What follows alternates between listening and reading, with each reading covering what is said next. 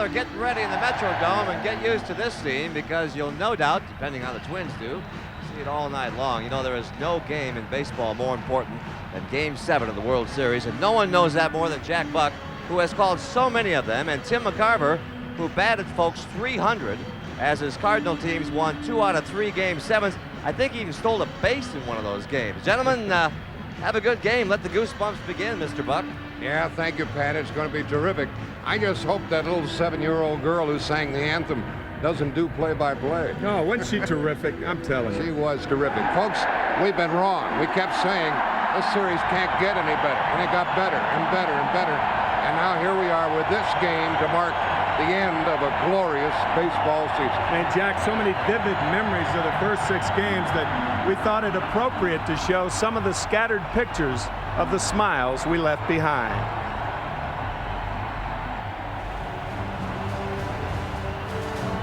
Game 1, Jack Morris, a gallant warrior returning home.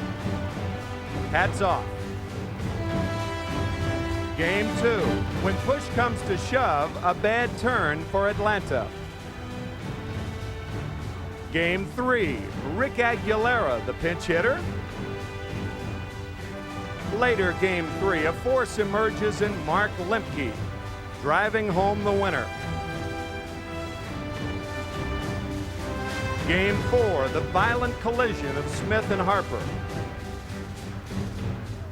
To end Game 4, an arm's length and elbow's width, the subtle difference between out and safe. Game 5, it was David Justice putting Atlanta on top. And last night, Puckett's charge ignites the Twins.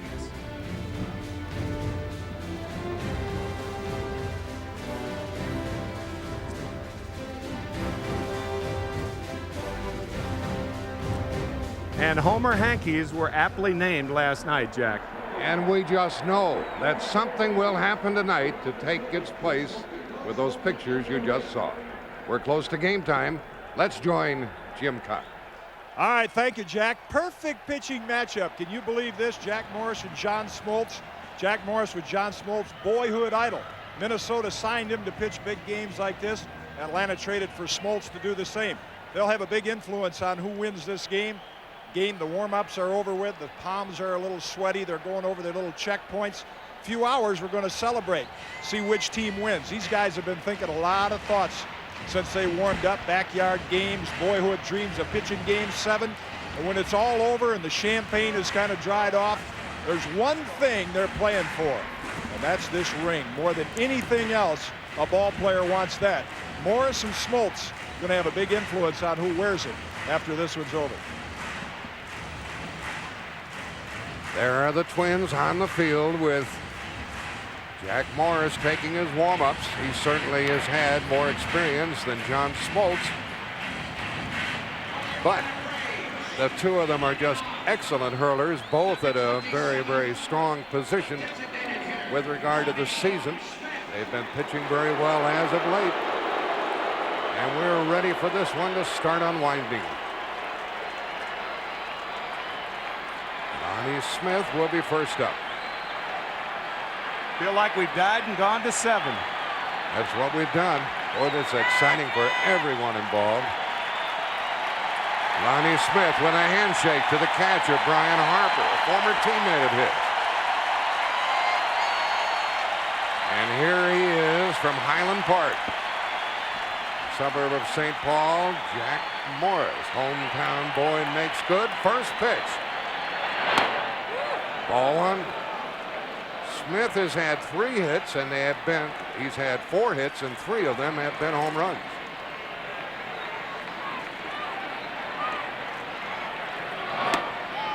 And ball 1 strike. Smith penalty again in the Atlanta first. I don't think I've ever seen a hitter shake hands with a catcher before the first pitch in any game. Like a heavyweight fight.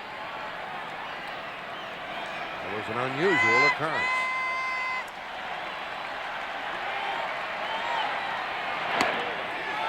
Two balls and a strike. Jack Morris the pitcher, Brian Harper the catcher. We'll meet the umpires here in a moment. Playable into right field. Shane Mack is there. And that's the way this one starts. Here are tonight's umpires. Don Denkinger will work the plate. Harry Wendelstedt, Drew Coble, Terry Tata, Rick Reed, and Ed Montague.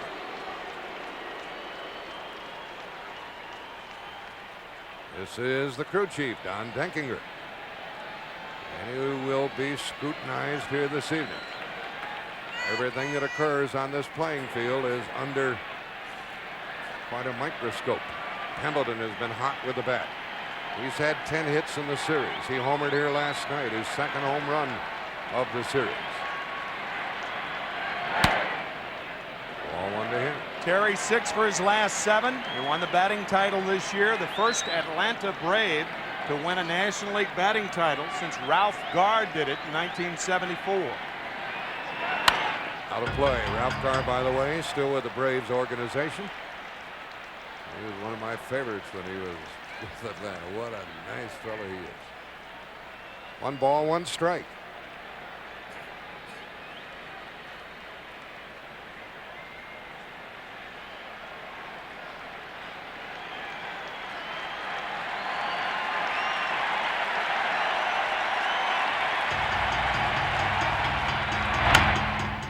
Easy for Herbeck. 2 out.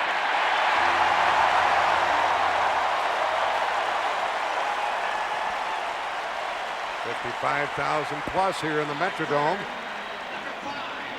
Nice chilly evening, clear night out of doors.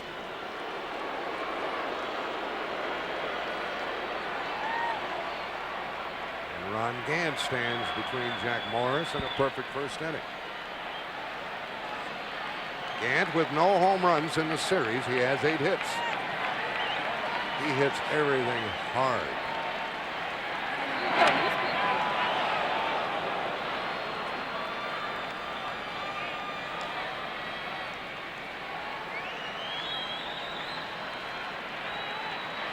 Skipper of the Atlanta Braves, Bobby Cox. They go home after the game tonight.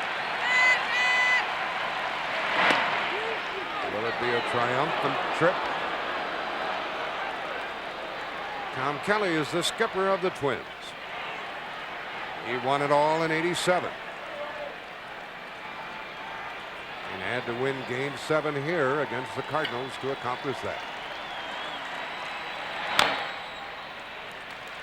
2 balls and a strike.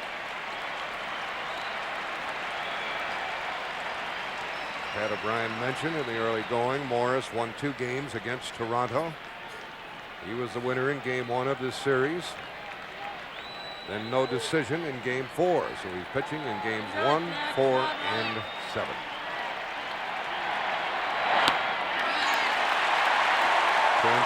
He can't be any more of a #1 guy.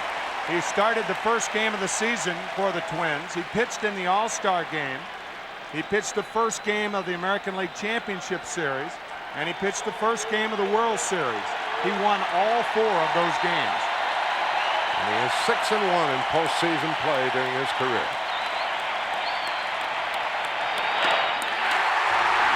Down in order go the Braves. Braves went down in order, no score in the first. Each team has won their home games. Minnesota won the first 2 here in the Metrodome. And the series traveled to Georgia, and Atlanta won all 3. Came back here, took a day off, and last night's exciting win went to the Twins. There's John Smoltz, a 14-game winner during the season, but 8-1 after the All-Star game. And he won 2 games against Pittsburgh, including the clincher. No decision in 1 World Series start. He has won all 3 of his postseason starts. And he won his last 8 starts in the regular season.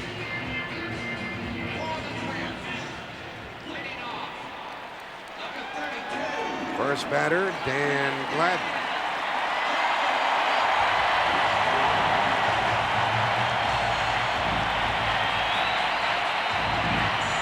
I have to those names before the PA announcer does, or you wouldn't hear a thing. It's going to be Gladden, Knobloch, and Puckett. They took the roof off this place just about when they introduced Puckett in the pregame. Gladden has had 4 out of 25. That's not so hot.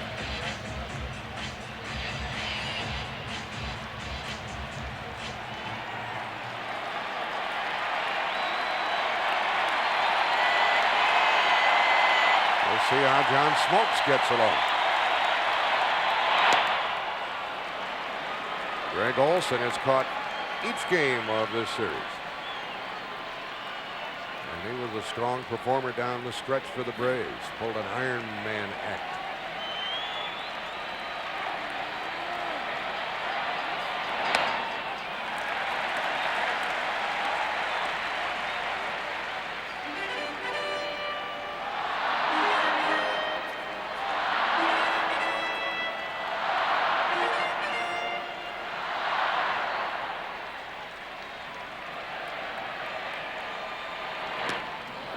Is in the hole, 1 and 2.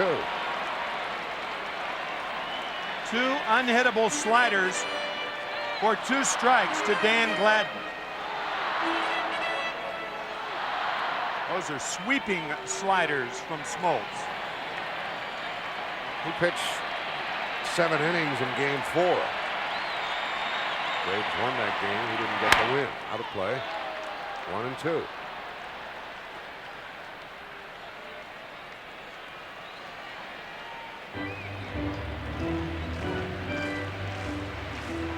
Had a remarkable sports season up here in the Minneapolis area. Now game 7 of the series to add to the luster. And Smoltz is off on the right foot with a strikeout.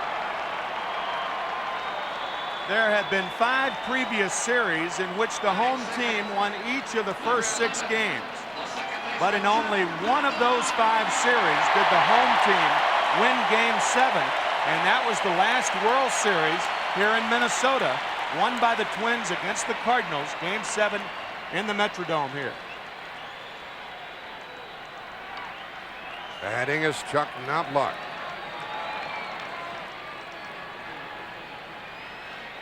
A rookie second baseman.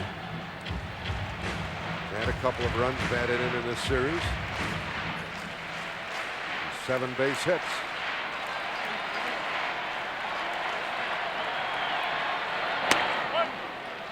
Smoltz pops one in there.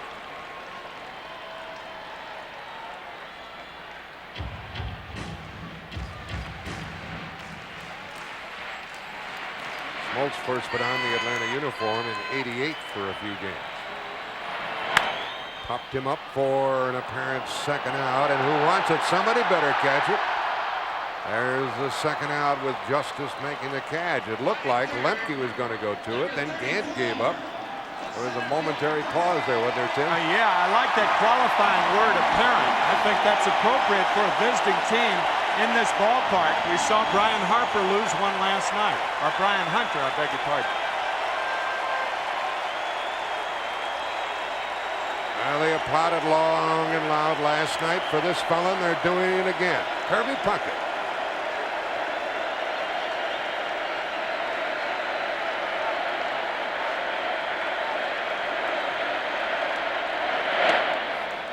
A flair for the dramatic. His 11th inning home run was only the 4th extra inning game-ending home run in World Series history. Dusty Rhodes hit one, Eddie Matthews, Carlton Fisk.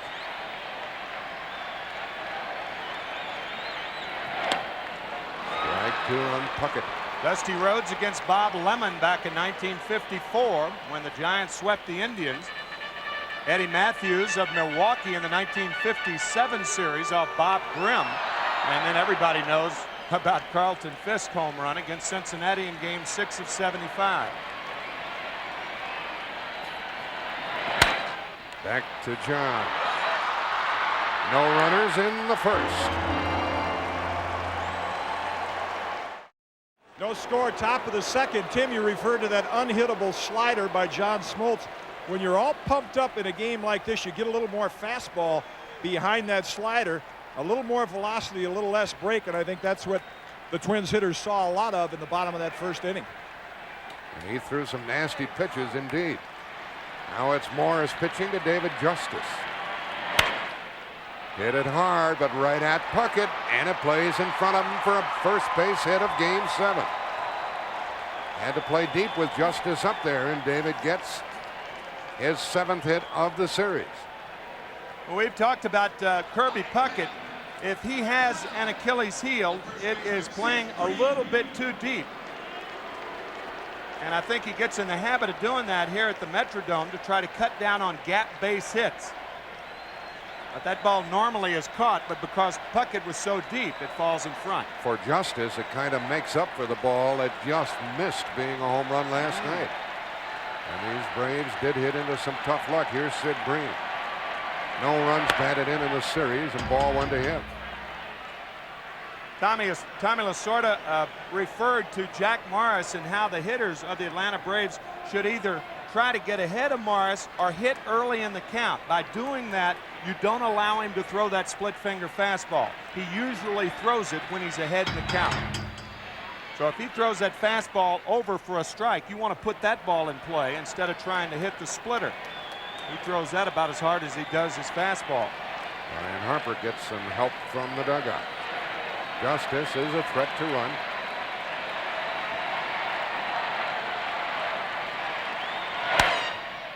And that ball is out of play. Justice is not the fastest of runners, but he did steal 8 base during the season. Jimmy Williams, the third base coach. It was Justice's steal of second base before the Mark Lemke hit in Game 3. That allowed Atlanta to win their first postseason game ever. Leadoff man is on for Atlanta. 2 balls and a strike. Herbeck holding against the runner.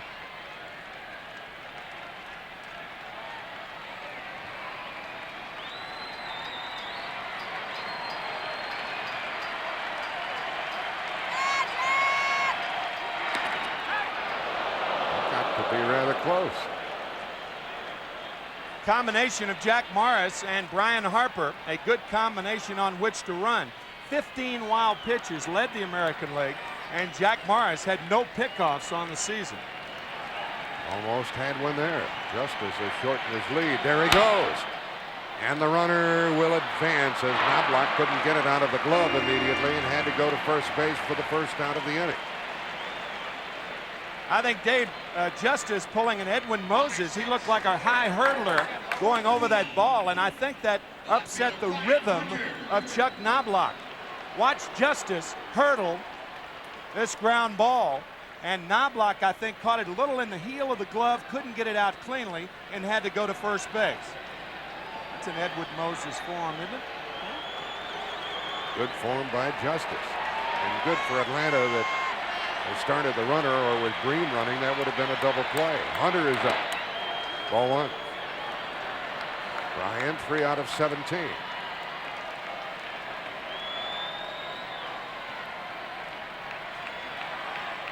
There's a rookie playing in the 7th game of the World Series. And another rookie at the plate.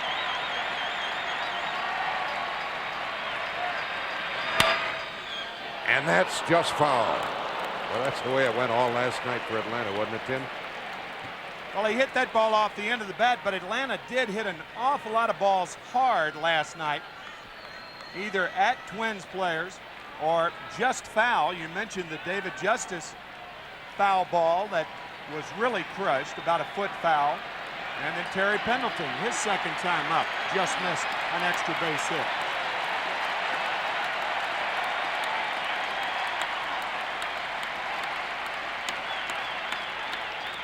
Single by Justice, infield out. Hunter and then Olsen will have a crack at putting the Braves on top in the 2nd. And some folks have made the trip up from Georgia to root for their club.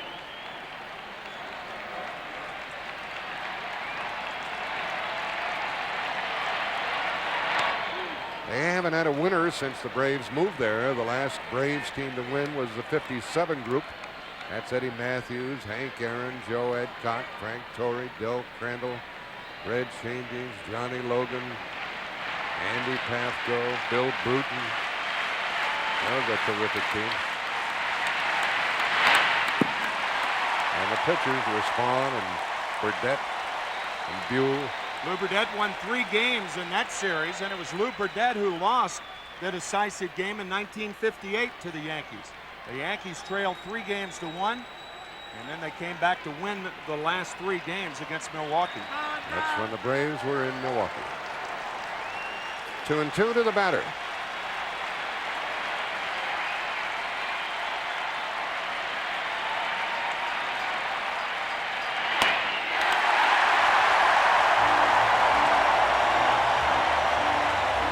High heat for the second strikeout. Morris just blows this high fastball right by Brian Hunter. See Hunter under it. That's the second out of the inning, and it's up to Greg Olson. He is trying to do some damage against his hometown team. He's from Edina, Minnesota. He's cooled off lately. He's had 6 hits in the series.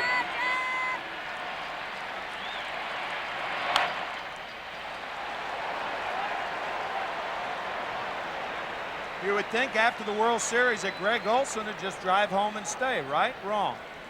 He will take the plane back with the Braves and drive home. He left his car down in Atlanta, so he won't get here until Thursday or so. If he wins the series, he'll be able to buy a new car. That's right. Popped him up. Second baseman under it. Braves lead 1. No score after an inning and a half. Now, when there's a lot of tension, no score here in the bottom of the second inning, there's a lot of tension and numbness in the joints, a lot of pressure on the players. Close-up look at Tommy Glavine. It's just twisting the joints, trying to get them loose.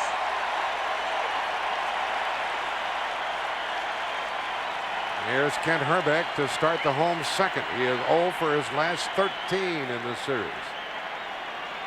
He's had 3 hits overall. One of them a home run. Ball 1.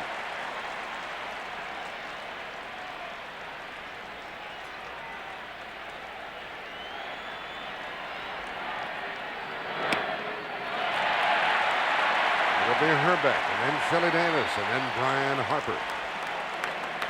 I bet even that young fella knows the significance of this affair.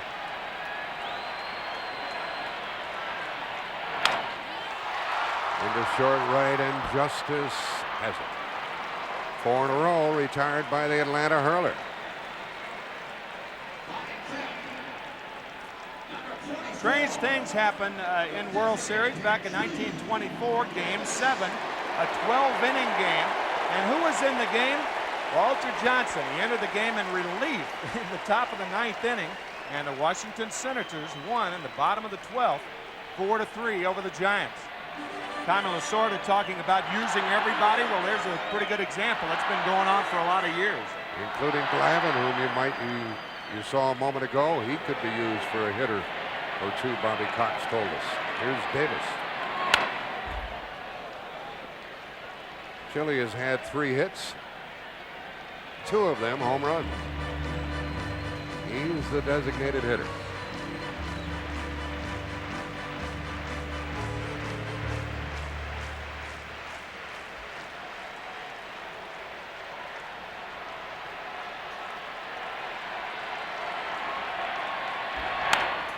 Play, strike 2.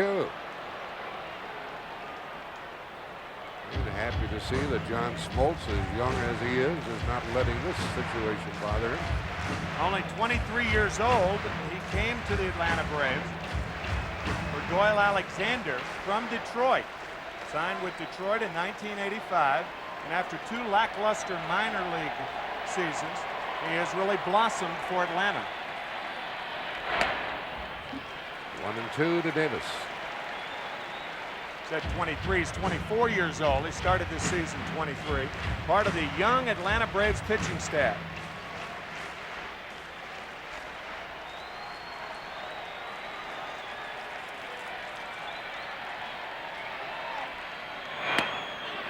And that's strike 3.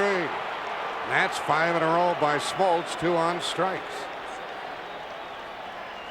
We talked about the sweeping effect. Jim Cott commented on the sweeping effect of the breaking ball by Smoltz, and that's a good example right there. Smoltz throws the curve ball that goes down to left-handers, the slider that goes away to right-handers. And the first to Harper is a ball. Brian Harper with a half dozen hits, 6 out of 17.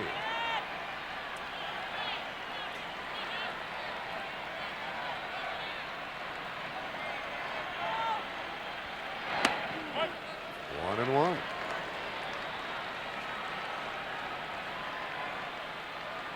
Brian Harper with that left leg, you'll notice how he has it cocked. That's what hitters do when they try to stay back and wait for the pitch. And a good swing, but he's in the hole, 1 and 2. By waiting for the pitch, you're not lunging. The 2 elements of successful hitting is to wait and have quick hands. And that's what they say. Wait, wait, wait, and then hit the ball in front of the plate. If you can do those 2 things, then you're a hitter.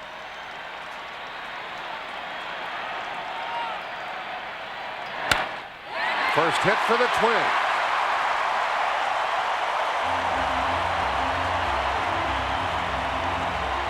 He's a good 2-strike hitter, Tim. Yeah, he's a contact batter.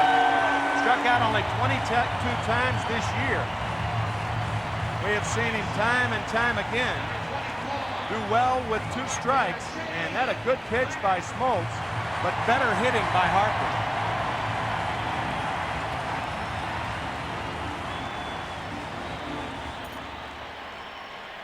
Brings up Shane Mack.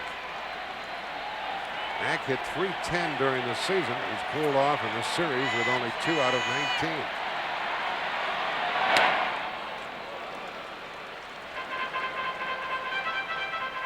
And the Atlanta pitcher continues to get ahead of the batters.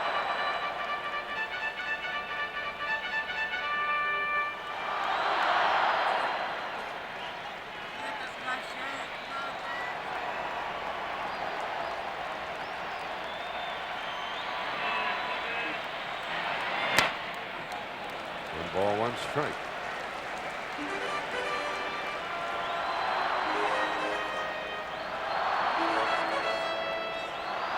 Ron Gardenhire is the third base coach.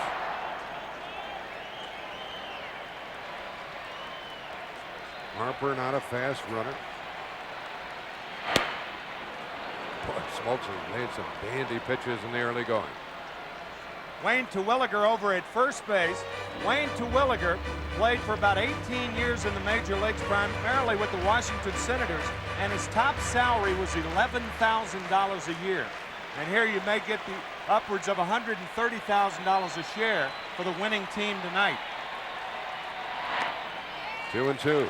Yeah, that's what they figure that the full share will be worth for the winners. Not 130, maybe even more, 130,000. Shane Mack, 2 and 2. This fellow hit 18 home runs this season. Driven in 1 run in the series.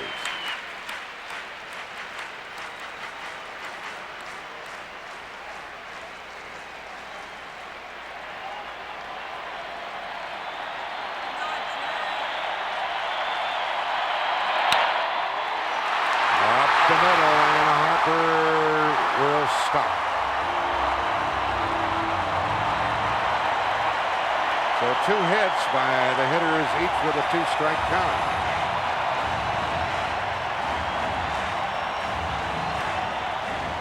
One on a slider away to Brian Harper, and now the fastball away. And Shane Mack grounds it hard up the middle.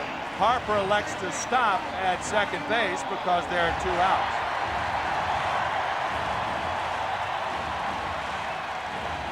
Two on, 2 out. For Mike Pagliarulo. He's had 3 out of 8 against Atlanta.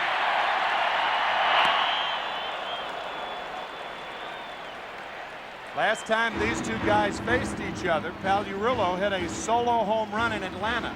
And in that sequence of pitches, John Smoltz had thrown 3 successful curveballs, 2 for strikes, and then Pagliarulo hit the fastball on the inside, so he starts him out tonight with a breaking ball. And comes inside to make it 1-1, 2 on, 2 out.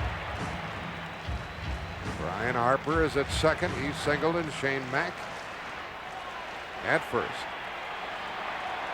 That game Tim was referring to, Pagliarulo was 3 for 3 against John Smoltz.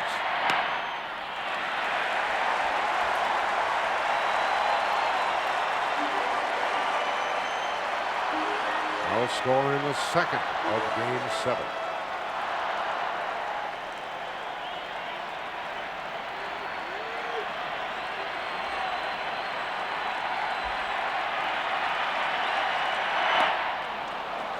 Breaking ball, 2-2. 2 on, 2 out, 2 balls, 2 strikes, second inning.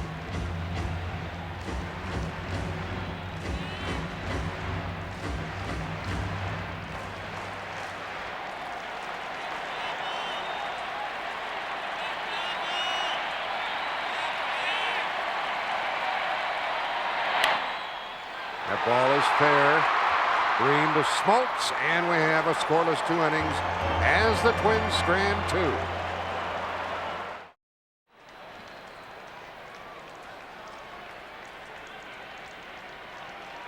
Greg Olson working on his swing with his shin guards on in the dugout. You do a lot of strange things in the 7th game of the World Series. Lemke, that's right. Talk about tension. You can look around the stands and see the owners of each of these clubs, the executives as well as the players. Nobody can sit still. 2 quick ones on Mark, who has had 9 hits. We've talked about how there's more tension in the League Championship Series, and I think generally speaking that's true. But somehow this year it's different in the World Series.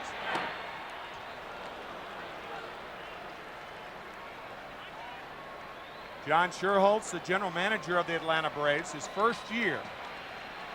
Got to be thinking, what can I do to improve this year? Into left field and foul. It stays 1-2. Schuerholz over from Kansas City certainly made some shrewd moves. They turned out well for the Braves. Picked up some free agents such as Terry Pendleton, who led the league in batting. Sid Breen, Rafael Belliard. He finished off the picture for the Braves.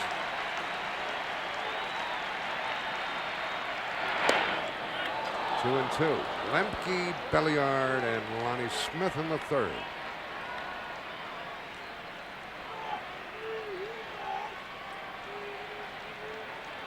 Morris is 3-0 in World Series starts and 6-1 in postseason play.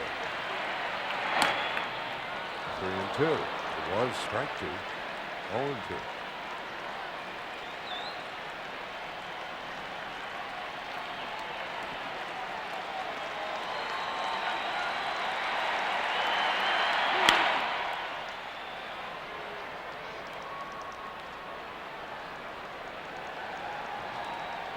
Mark Lemke with 3 triples in this series, and he had 2 in one game. Biggest names, I guess, most recently, Bobby Richardson of the Yankees, Tommy Davis of the Dodgers. To the second baseman, Knobloch.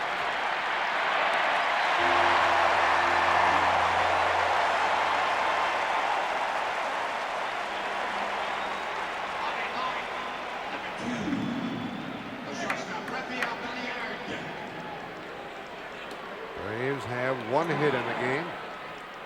That by David Justice, wasted in the second inning. Pendleton has some advice for Lemke.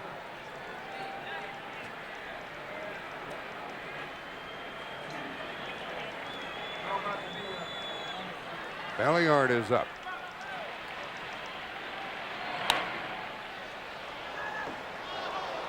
And Morris ahead on the count. Maybe Terry Pendleton was asking Mark Lemke, how do you win a game in this Metrodome? He lost 4 as a member of the Cardinals back in 1987, and he's lost 3 home games up here this year. Road games for him, but of course home games for the Twins. Through the hole, and the 6th hit for Belliard in this series. 1 on, 1 out. Second hit for Atlanta. The designated hitter, Lonnie Smith. Nice hitting by Belliard. Pitch was away, and he hits it away. I think Chuck Knobloch will learn after a while that diving on that carpet is not good policy. You can do that on dirt and get away with it, but if you do that over a period of years, that's tough on the body. Knobloch at second base as the Twins try to induce the double play ball from Lonnie Smith, who has other ideas. Off the glove, and good reaction by Belliard. He's at second with 1 out. It's exactly what it was too, Jack. Reactions, great instincts by Belliard. We talked about Morris's wild pitches, but I think this is going to be a pass ball. We'll see how it's scored. Yep, it scored a pass ball, and there's Belliard right there, anticipating a ball coming out of the glove, and if you don't anticipate it, you're not going to get a good jump, and he did. Now it's ball 2 to Lonnie Smith, who started the game with a fly ball to right. He's hit 3 home runs in this series, but 0 for 12 with men in scoring position. Yeah, all 3 home runs have been solo shots. He can go the other way with the ball, but we've seen him pull the ball most of the time in the series.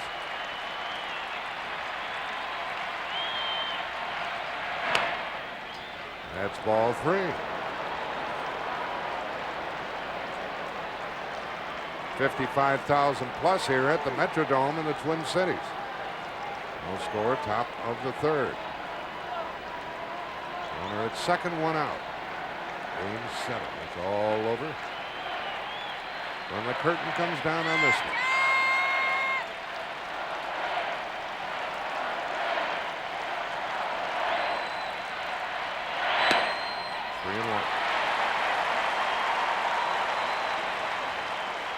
All around town, Tim, we heard people say it's a shame that somebody's got to lose one tonight. I know it's a cliche, but everybody feels that way, including the Minnesota fans. They admire these Braves and what they've done.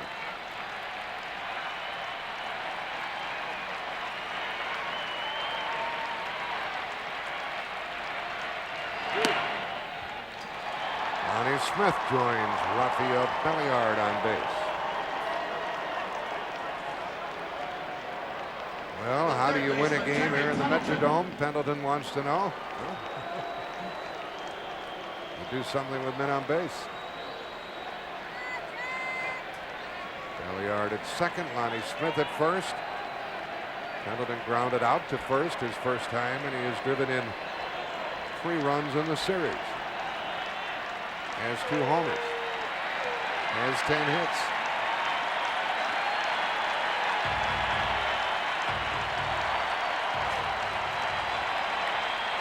Last half inning, the Twins left 2 men on. Big difference, though. They got their 2 men on with 2 outs. There's only 1 out now. Ball 1 to TP, as they call Terry Pendleton. Appropriate name for a Braves player. 4 for 8 with runners in scoring position. There's Scott Erickson, who started last night's game. In game 4, Pendleton had a home run and a double against Jack Morris.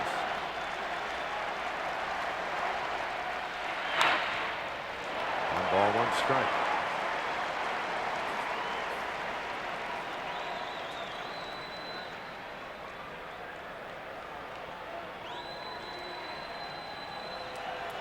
Jimmy Williams reminding the runners, 1 out.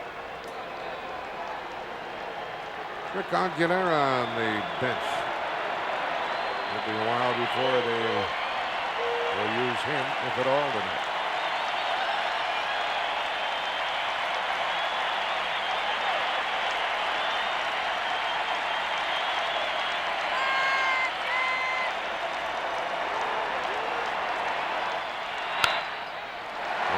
2 strikes. And Pendleton's had some good swings.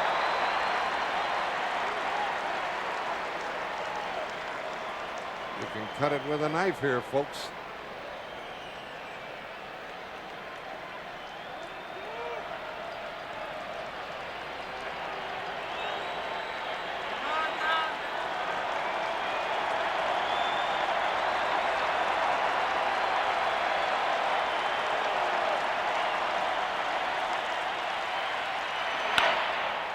Into short left field.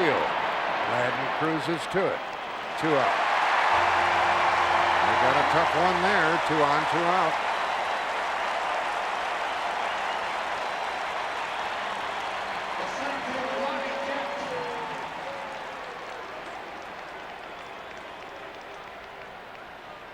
Ron Gant comes up. Harper went out to talk to his hurler. And sooner or later, if the Braves are going to have good results, this fellow is going to have to pop one. Gant struck out his first time.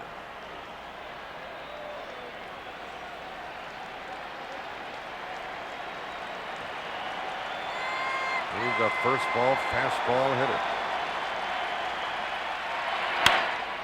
And a shortstop. Force out, and Atlanta leads 2. They've left 3. We'll return to the Metrodome after this message and a word from your local station. Atlanta's left 3, Minnesota 2. Bottom of the 3rd, no score. Jeff Treadway on the Atlanta bench.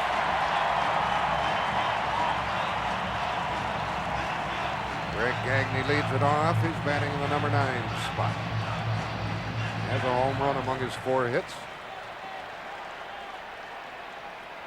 Big 3-run home run in game number 1. Keith Mitchell and Nick Osaski. Nick has been on the disabled list for 2 years with the Atlanta Braves with vertigo. Smoltz gets ahead on the outside edge.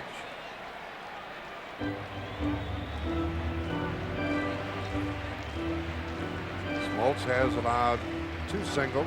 They came in the 2nd after 2 were out. That's strike 2.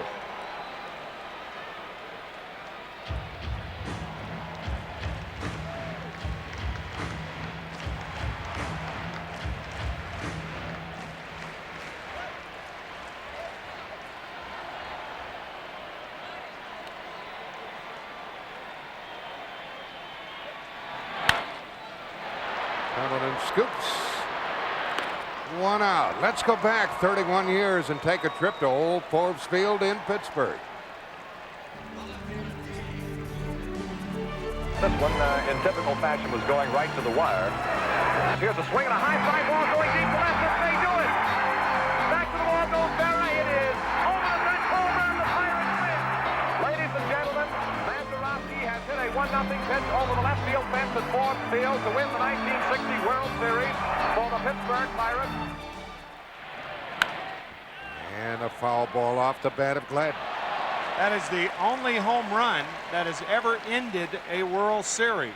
Bill Mazeroski, game 7, the only home run that ever ended a World Series.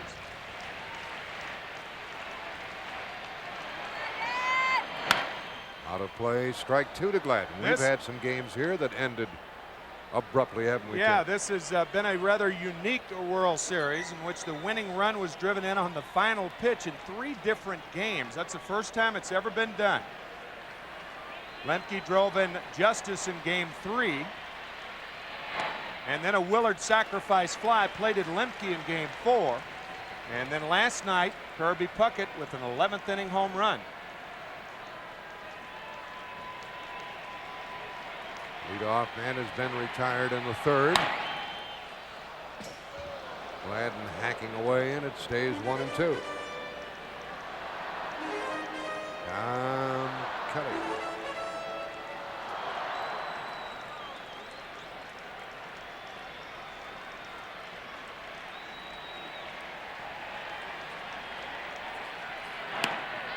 Did he? Nope, says the first base umpire, Harry Wendelstedt. 2-2.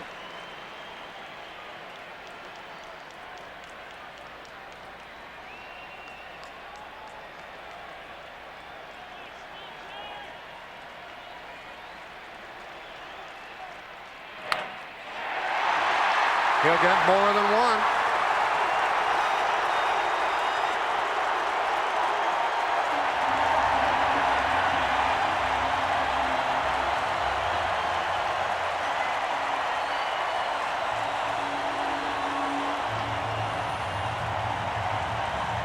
Remember the first at bat for Gladden, a lot of sliders away.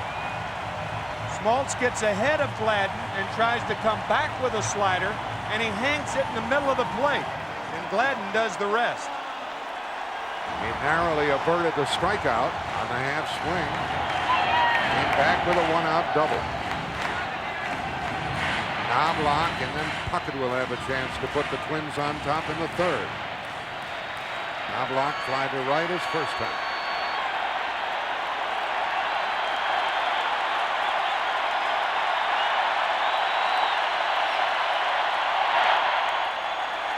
He missed with that one.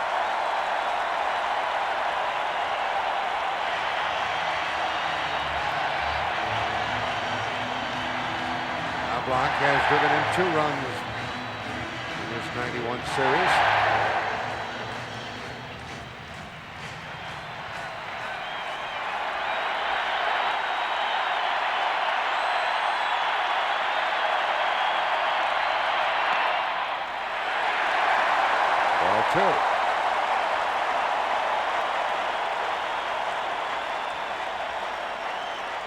Gladden's double was only his 5th hit of the series, but it comes at a time when it puts pressure on the Braves.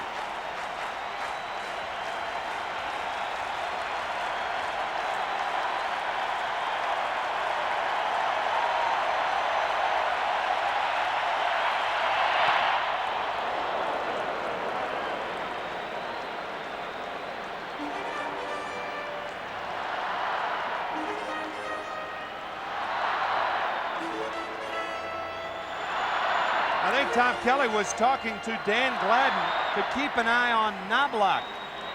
Either that or increase your lead at second base. With 1 out, it's a good time to try to steal third. We'll see. He's able to get a big lead. 2-2. This is the Metrodome in Minneapolis, the home of the Twins, and it's game 7 of the series. We're in the bottom of the third.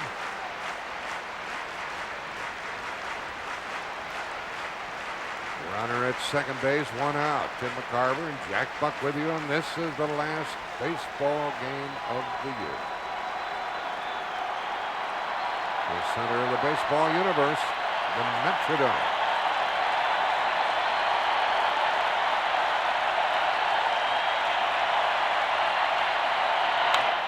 Into right field. Justice is there. 2 out. The runner tags. Goes to third.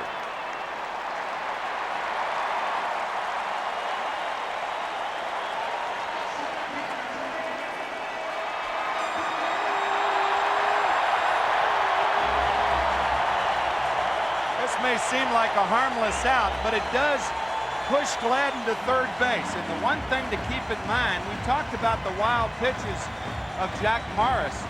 John Smoltz had 20 wild pitches during the season. That's the most by any pitcher in the major leagues. So being at third base with 2 outs is much more important with a guy like Smoltz out there than it would normally be.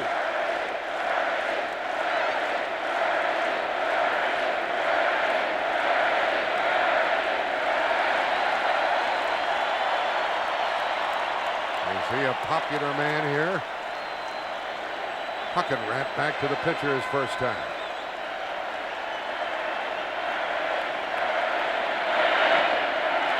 There's that pitch in the dirt that Tim was talking about. Ball 2. With a guy like Puckett up there, you're not going to give him anything too good to hit. You're going to try to make your breaking balls break a little more. That means there's a chance of it being in the dirt, and there's going to be a little more ride on the fastball. I don't think that they'll give in to Puckett by throwing a fastball here.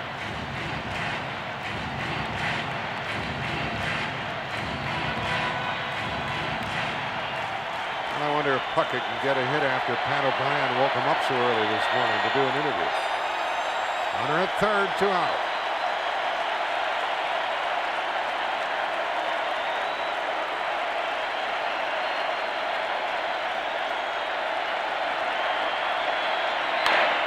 Two and one.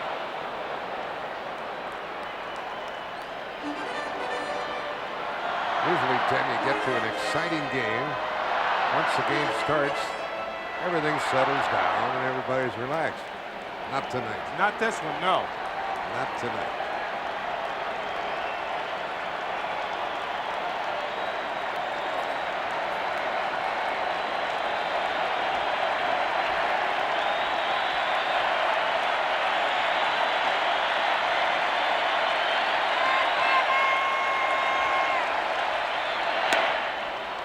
Two. Well, that was an excellent pitch by Smoltz. Smoltz has just blown the last two fastballs right by Kirby Puckett.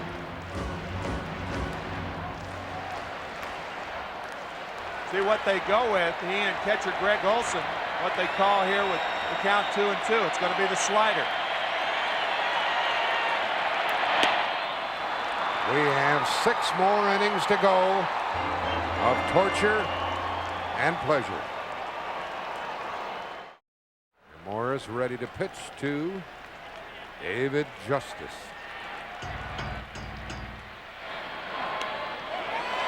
There's a real lollipop and a strike. A little bit of everything from this veteran hurler. That lollipop was sweet if you're looking for it, but most hitters don't look for it. He only throws it 4 or 5 times a game. 2 in a row. How about that? He's got 2 more to go. Mind you, the 46 All-Star game, Rip Sewell to Ted Williams. The result was a lot different as Williams hit his second home run. You could see all 4 fingers choking the ball. That's a palm ball from Morris. This one misses, although Harper thought they had a strikeout, and so did Jack Morris. Morris is really howling about that last one. Here's that second pitch right there. Look how Morris chokes that changeup, and hitters, if they do swing at it, they have a tendency to swing at the arm motion. That's how he got ahead of Justice, but that 0-2 pitch was close.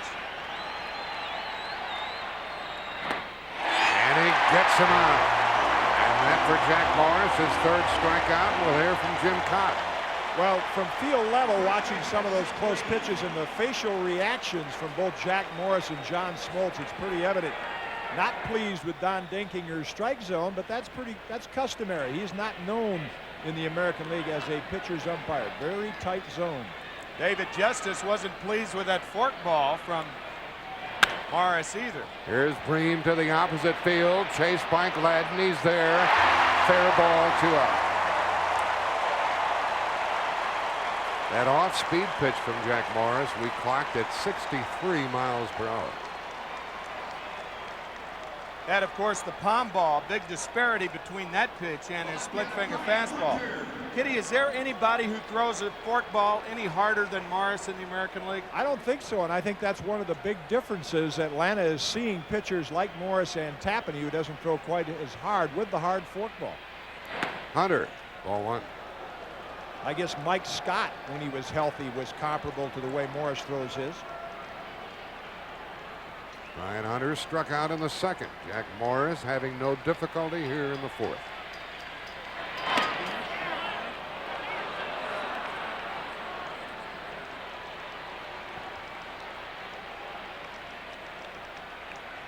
Rays have had 2 hits and a walk.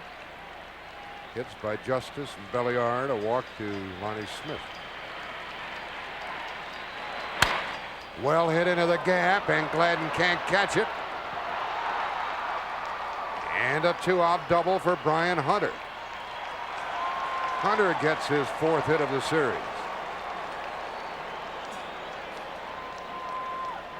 That is the 40th extra base hit of this World Series. The record for extra base hits by 2 teams in a World Series, 42. So both teams just 2 extra base hits away from a World Series record. There have been 16 home runs hit in this series. Series record is 17, so they're 1 home run away. And when you think about it, Jack, you don't think about the last 6 games as that much offense involved. Well, they've been spread 8 home runs for each team. Two extra inning games, I guess, added to that too. Greg Olson could put Atlanta on top here in the 4th. He needs a 2-out hit.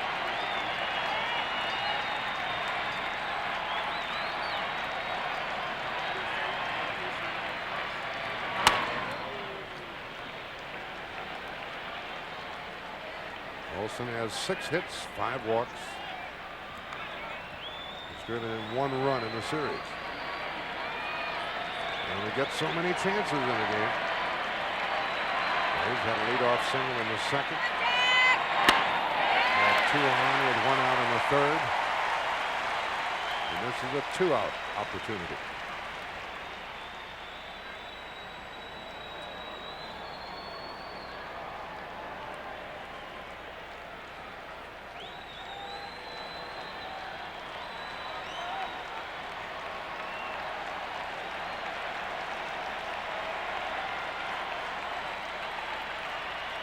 Different signs with that runner at 2nd.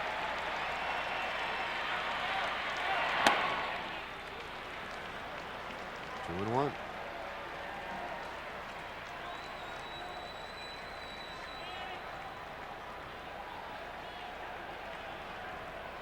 Mark Lemke will bat next. Either here in the 4th or leading off in the 5th.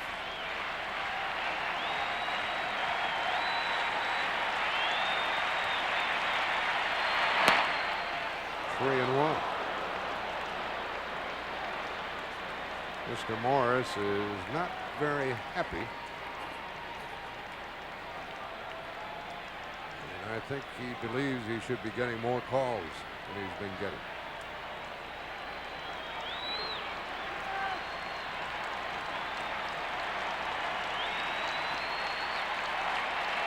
Brian Harper trying to calm him down.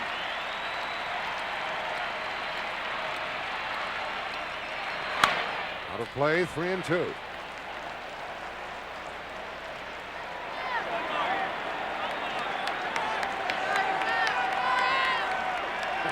Got her glove. Yes, she's ready. Sir. Right. Madam Leather, she is ready.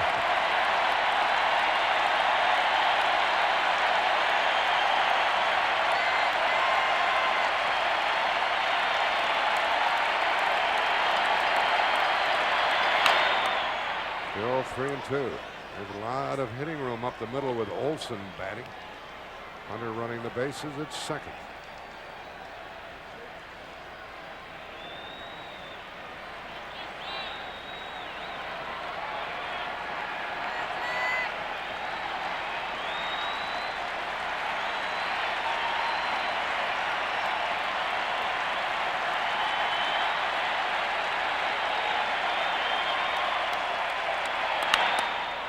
That ball is caught by Mack. A well-hit ball by Olson.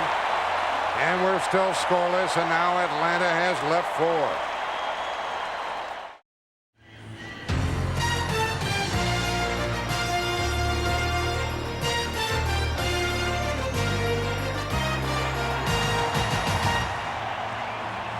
Home half of the 4th. 3-0 for each club.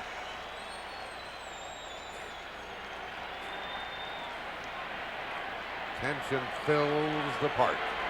Herbeck leads it off. Out of play, strike 1 to Kent, who flied to right his first time and is 3 out of 24 and 0 for his last 14.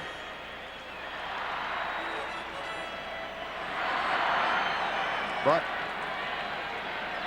he's a big threat. 1 ball, 1 strike. And Herbeck says it hit him, and he goes to first base. Here comes Bobby Cox out to argue. I don't think Olson is really arguing. Cox is saying it didn't hit him. Well, there was a delayed reaction on the part of Ken Herbeck and Don Dinkinger, the home plate umpire. Olson, I think, initiated the request. The The slider inside, did it hit him? It looked like it did. Or it looked like it could have. Watch the delayed reaction on the part of Herbeck. Now Dinkinger is looking down. Now Dinkinger ought to call that right away and not be enticed to call it after Herbeck calls his attention to it. Seems to me that if you call the play right away, that would be the appropriate thing to do.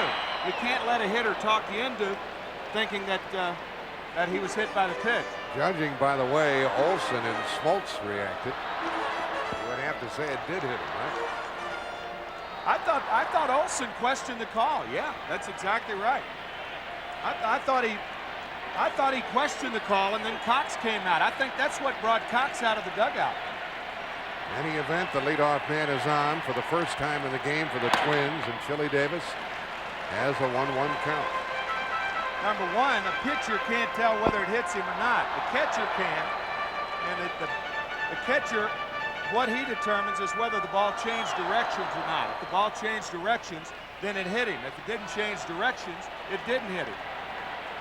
Green playing behind Herbeck at first. Nobody out.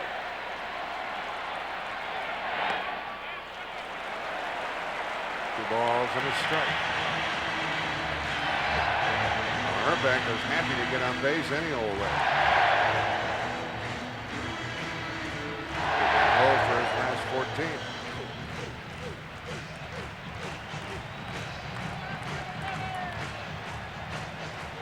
Twins have left 3. They have their leadoff man here on base in the 4th.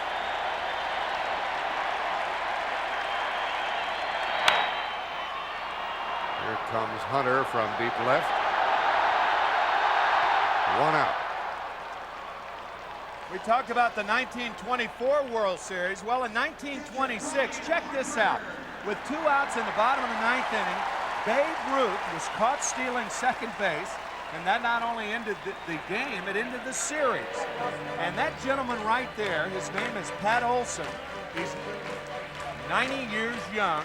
This is his 283rd consecutive World Series game. 283. I don't know how many years that covers. A little pop fly behind second might drop. Justice with a good play, held onto the ball. That's the 2nd out, and Justice has done that frequently here in postseason. Came up with a little burn, but he got the ball off the bat of Harper. Yeah, Dave has messed up a couple of balls, but he's also made several fine sliding catches, and this is among them. Nice play, David Justice.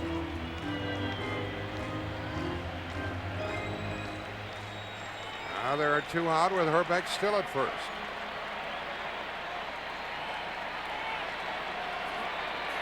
John Smoltz will deal with Shane Mack. Good breaking ball.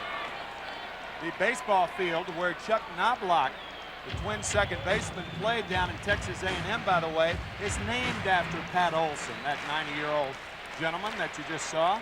Didn't they tell us he was a roommate of Lou Gehrig? Lou Gehrig back in 1924 in the minor leagues.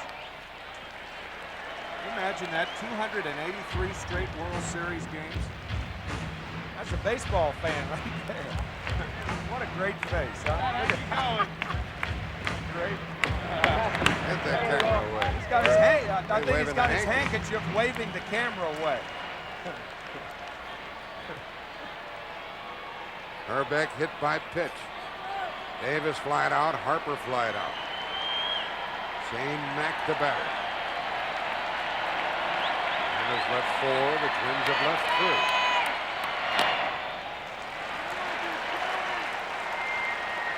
3. 2-1 the count.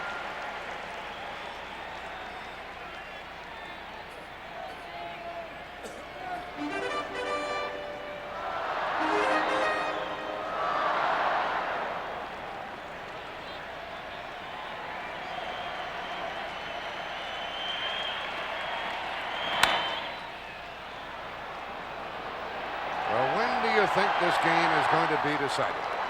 We have played 4 innings. There is no score. Kick It couldn't be any more even. No score after 4. 3 hits each club. No errors in the game. Each team has left 4. Each team has won 3 games of this 91 series. Each team has won 3 games at home in this series. And this is the final baseball game of the year. Jack Morris, Mark Lemke. Ball 1, we're underway. Lemke grounded out his first time.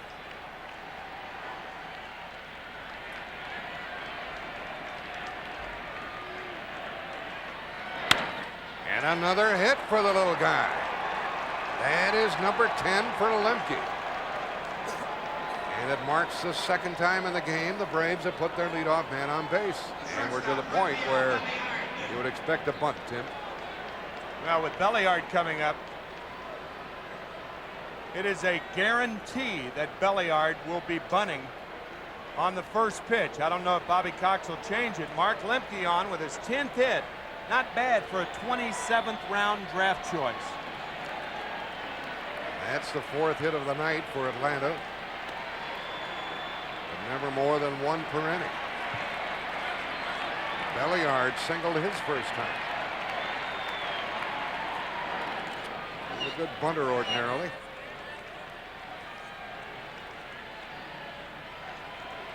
Herbeck holding against the runner.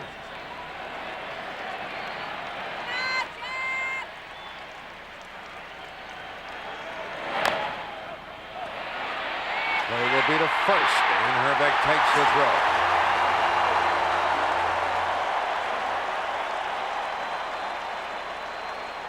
There are a lot of ways to sacrifice successfully on the artificial surface. One of the best ways is just to bunt the ball into the ground.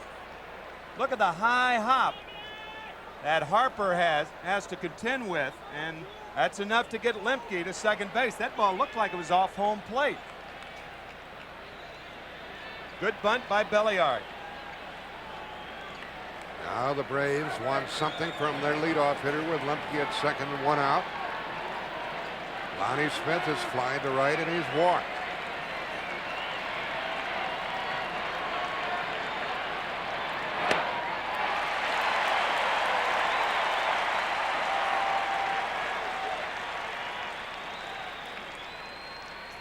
We're in the top of the 5th.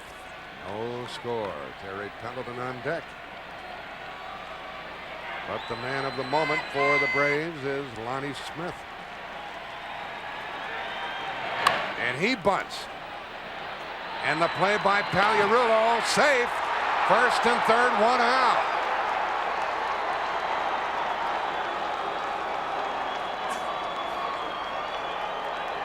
Rather surprising play by the Atlanta outfielder. Well, if you do this with a runner at second base who was just bunted over, it's got to work 100 out of 100 times. And had that throw been on the money, Lonnie would have been out.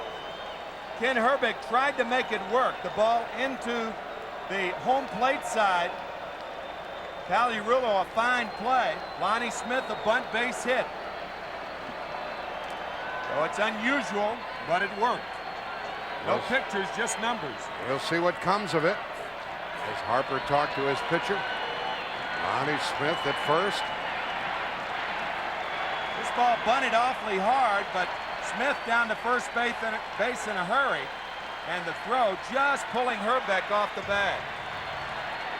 So Lonnie Smith says to Terry Pendleton, you do it. Pendleton is 0 for 2. Of course, it's easier for Pendleton to do it because now there's a runner at third and still only 1 out. But a double play in order.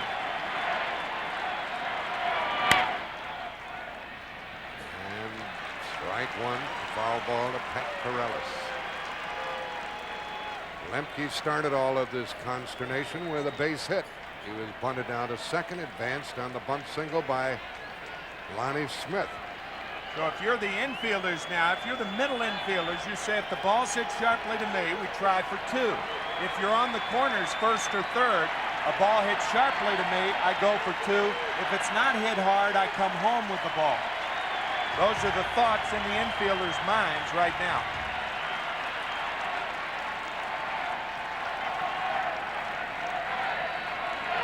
Everything Everything came to a standstill, and Pendleton asked for time. I mean, everything was at a standstill.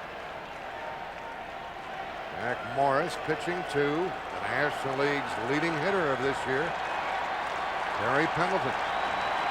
He wants at least a fly ball.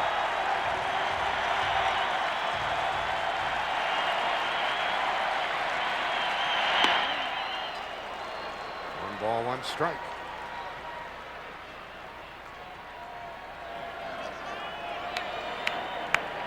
This game too important for that family to stay away. Bring the kids. One ticket for two people.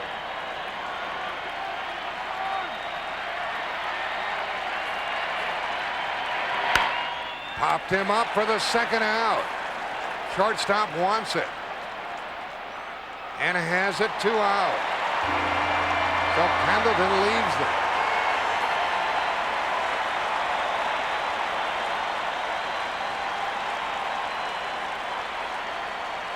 The split finger popped up. Watch Greg Gagne with that right hand. Once that hand goes up, a lot of times you can't hear the infielder, but you can certainly see him. And Greg Gagne makes the play. So Gladden stayed away, and there are 2 on, 2 out. And up is Ron Gant, who is 0 for 7 in games 6 and 7. 0 for 2 tonight. I said it the last time he batted. If the Braves are going to win, sooner or later, Ron's going to have to do something.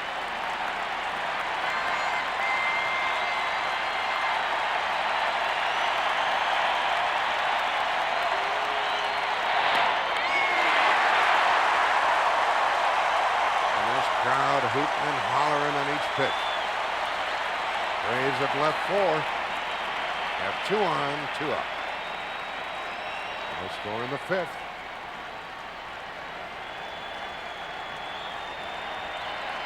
Lemke and Smith run the bases.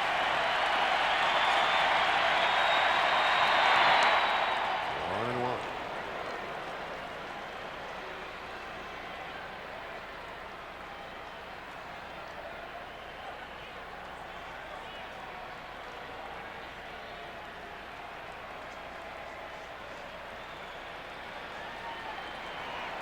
Lonnie Smith is somewhat of a threat to run in a spot like this.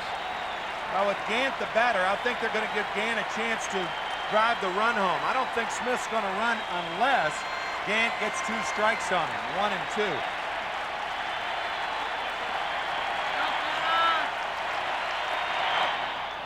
In the dirt, blocked the runner halfway, and he is safe. He got back.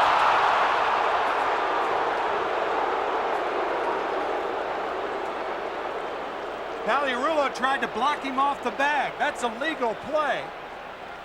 You're not supposed to do it without the ball, but if the ball's close to you, most umpires will give it to you. You can see Harper, the ball rolling out in front of home plate. Harper stays at home. Morris picks it up, and the throw back to third. Watch Pagliarulo. He tried to block him off. He thought he had him, but Lemke back just in time. Boy, that was close. It was really close. Very close. Pagliarulo thought he had him.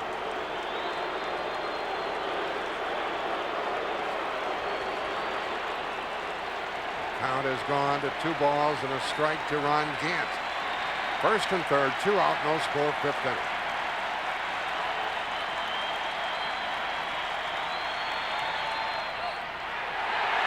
That was close.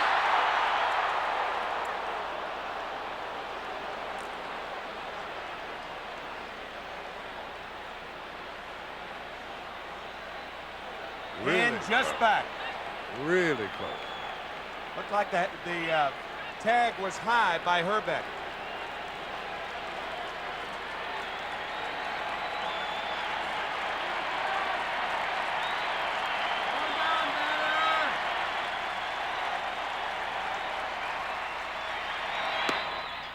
Count 3-1.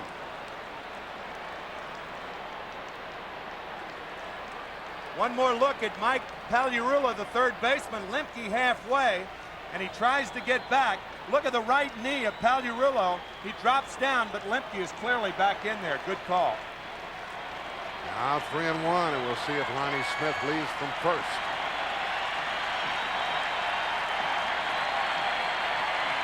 Not going. And a foul makes it 3-2.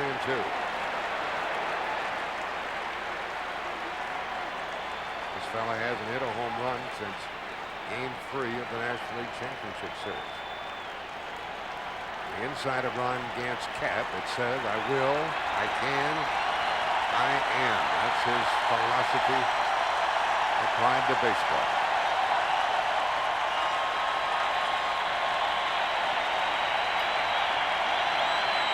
First and third, 2 out, 3-2. Lonnie Smith will go.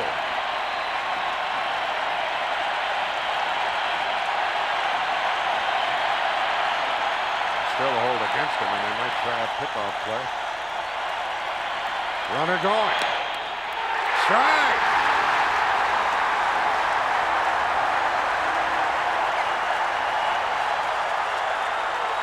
Four strikeouts for Jack Morris, and the Braves have left 6.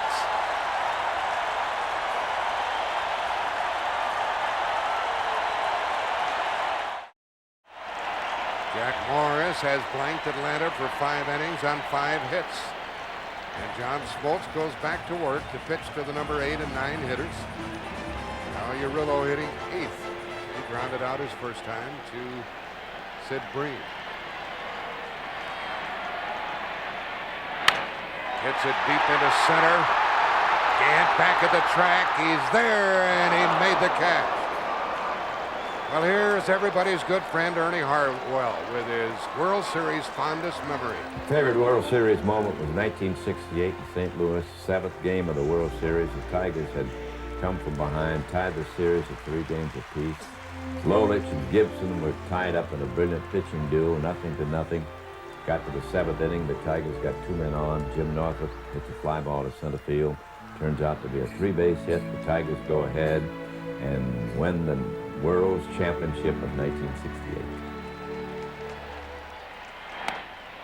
Ball 1 to Greg Gagne. At the conclusion of this game, folks, Ernie Harwell will deliver our epilogue. And if I may implore you, don't go away when this game is over. We'll have all the post-game activities after a winner has been determined. And the final footage of the night, believe me, is worth your staying around. So please, please don't turn it off. There's a strike to Gagne, 1-1. Earlier in that 1968 series, Bob Gibson set the record for most strikeouts in a game in a World Series with 17. In that game, Curt Flood was stuck in the mud on that ball hit by Northrup. And that's why he didn't get a good jump. And the Tigers went on to win that game 4-1. And Tim McCarver was a part of that, as he was in 64 and 67. Gagne, who grounded to third his first time, is up with 1 out.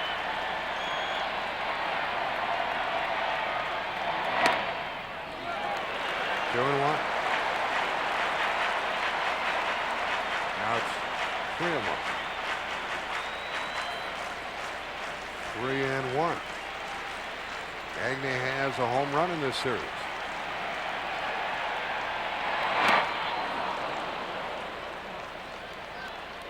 And it's 3-2. Smoltz has hit 1, allowed 3 hits, walked none, struck out 3.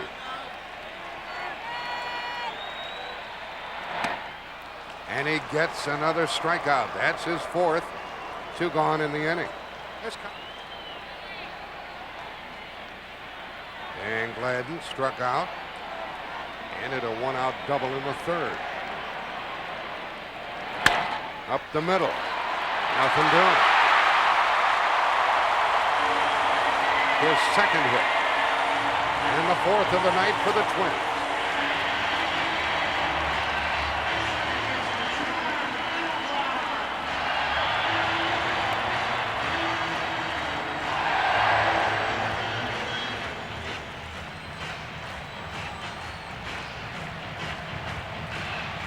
Gladden spanks it hard up the middle. Lemke can't come up with it. And one would think with 2 outs now that Gladden is going to be off. You don't know which pitch, but he'll probably wait until Smoltz is behind in the count. And that way, the chance of a pitch out is much less. It certainly feels like a running situation.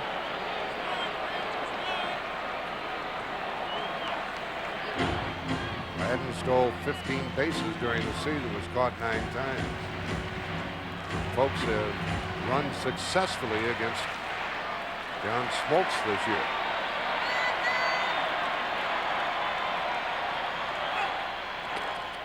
Now block waits and another throw goes to first. 2 outs, single. Here in the Minnesota 5th. Notice how John Smoltz comes set with his arms away from his body. He doesn't bring his hands in. When you do that, you have to do that every time. See the arms away from the body? Into center field for Gant. Now we have played 5 scoreless innings, and we'll return to the Hubert H. Humphrey Metrodome after this message and a word from your local station. The best pinch hitter the Braves have, Tommy Gregg, has taken his jacket off. He took his soft hat off and speculating that Brian Hunter, that right thumb, may be too bruised for him to hit. We'll see. He's due up 3rd in this inning. After Justice and Breen, we're underway in the 6th, strike 1. There's Tommy Gregg. He is ready if Bobby Cox wants him. Yeah, those hard hats are very uncomfortable, and the only time a hitter puts those things on is when he's going to go up to bat.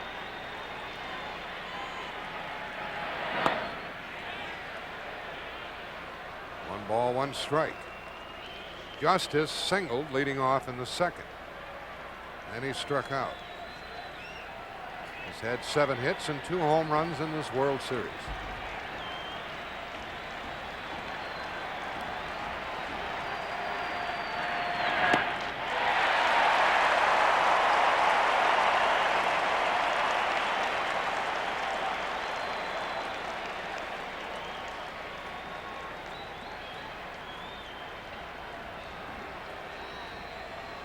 Leadoff hitter in the 6th.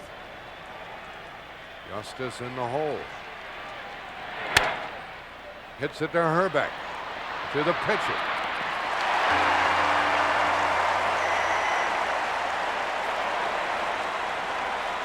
Ken Herbeck says he plays first base like a hockey goalie. Anything that gets by him, he thinks, is a goal. Well, there hadn't been too many goals in Ken Herbeck's career with him at first base. He's the best there is. That's what his manager says. He's the best I ever saw, says Tom Kelly. I think, Tim, you and I would throw in for Keith Hernandez in the National League. He's not active, though. With 1 out, Sid Green takes the strike. Let's hear from Jim Cott at this stage of things. Yeah, Brian Hunter spent a lot of time on the bench flexing that thumb, checking it out. And Tommy Gregg still has a bat in his hand and is ready to go up in case he can't swing it. Hunter is on deck. Gregg standing by. Atlanta has left 6. They had 5 hits and a walk. Bream hits it to Herbeck.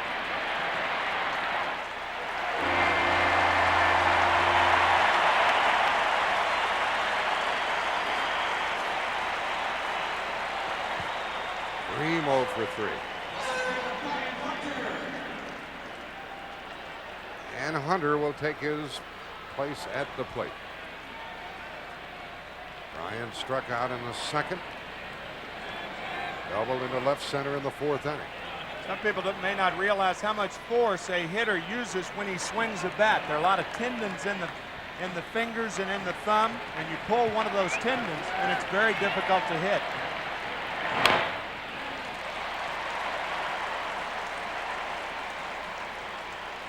So Tommy Gregg relaxes.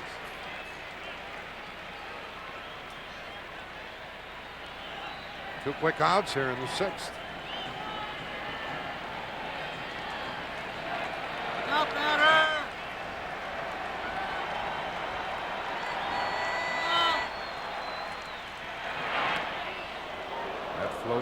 low, 1-1. The big guys will come up for Minnesota in the bottom of the 6th inning. They've stranded 5.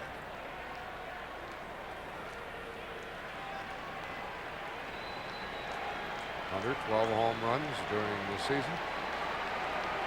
There's 1 in the World Series.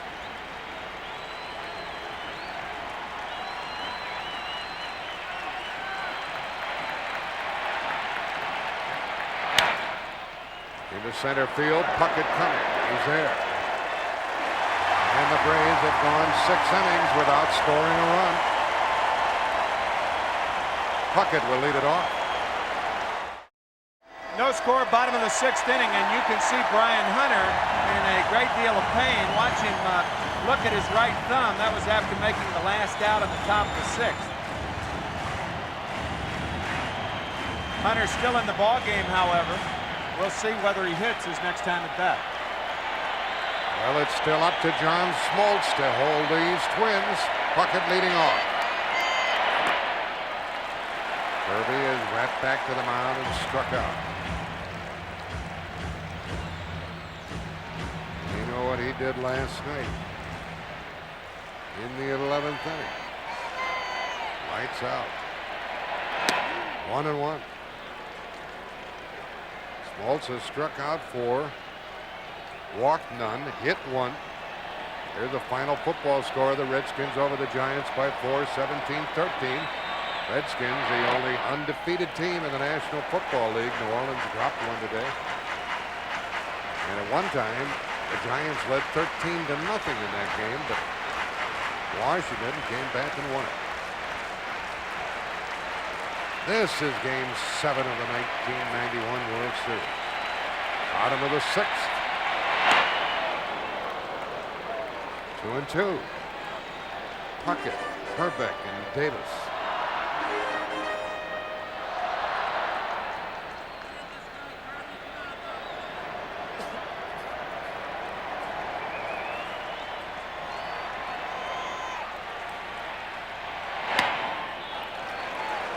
Count.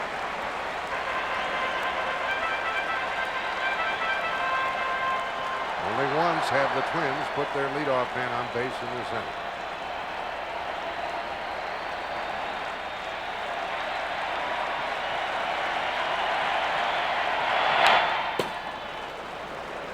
There was a power confrontation there. Looked like the hard slider, and that's true.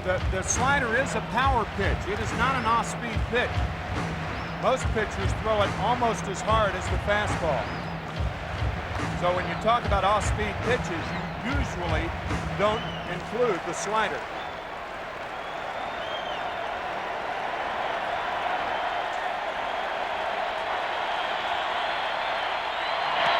He walks Puckett to start the 6th. That's the first walk by the Atlanta hurler.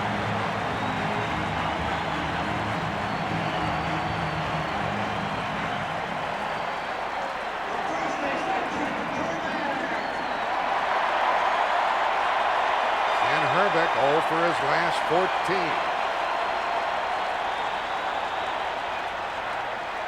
He's a big threat in this friendly park.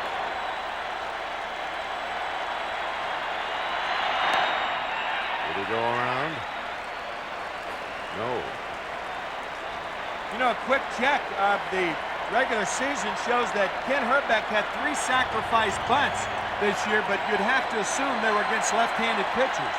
Cox was upset about that half swing. I thought Herbeck had swung also. He went around that time, 1-1. Let's go down to Jim Cott. Tim, you know from being behind the plate when Steve Carlton was pitching, boy, you get a lot of strikes on check swings. And that's what we're seeing here tonight, the last one to Herbeck. Tough to lay off that hard slider and curve. Serves as the illusion of a strike. A hitter goes after it when it's in the strike zone, and it breaks late. The later the break, the more effective the pitch.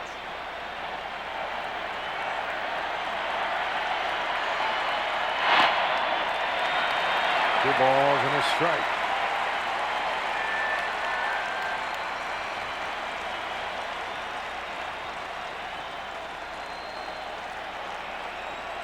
Good play by Greg Olson.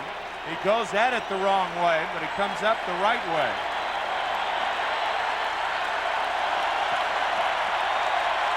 Puckett at first, nobody out. 2-2 to Herbeck. Atlanta fans had a lot of good-natured fun with Ken Herbeck.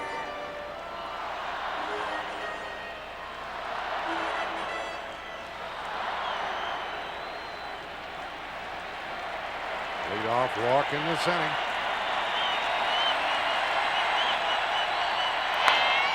Into center field, Gant. Runner tagging at first. Gant holds him there. So Herbeck couldn't move him along. The designated hitter, Judy Davis.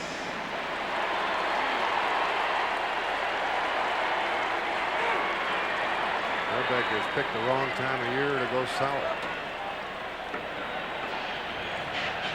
Very poor in postseason play against Toronto and the Atlanta Braves. Up now is Chili Davis. He is struck out, flied out, 1 on, 1 out. No score in the 6th.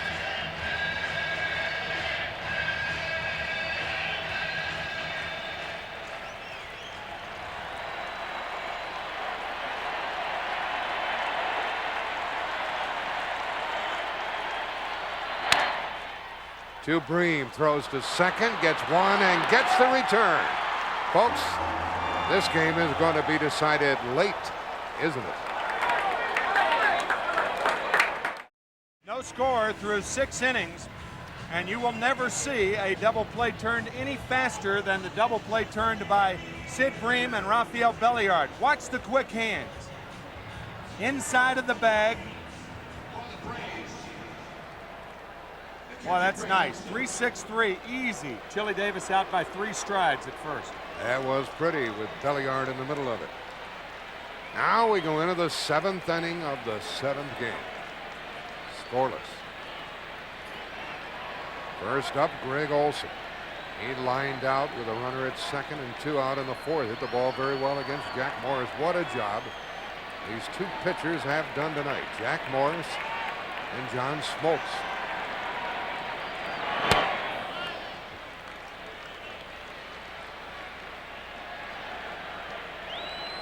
Brian Hunter, the left fielder of the Braves, icing that right thumb down. 1-1 to Olson. By the way, this is the 32nd 7th game in World Series history. Only one other decisive game has been scoreless through 6 innings, and that was the game that Ernie Harwell talked about earlier. The 7th game of the 1968 World Series, Detroit and St. Louis. In that game, Detroit scored 3 in the top of the 7th inning. Olson's in the hole, and this one is tight, tight, tight. Atlanta's left 6 at this point. Jack Morris has retired 5 in a row. Got Olson, changed speeds and got him. 5th strikeout for Morris.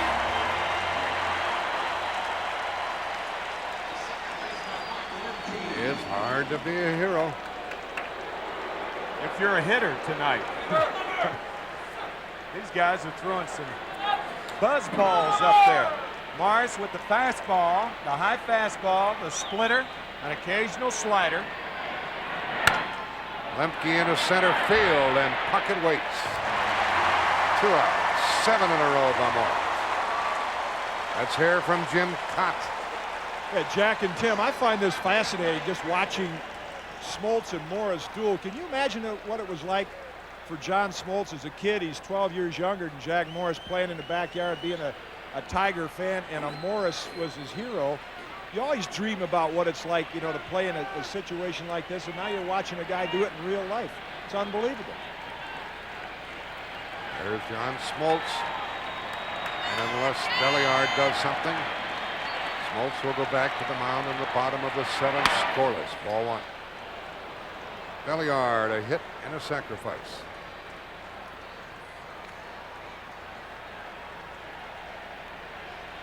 No home runs on the year, in case you folks are wondering.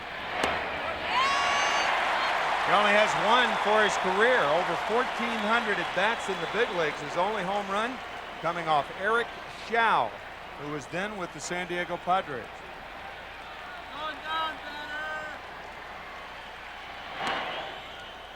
2-1.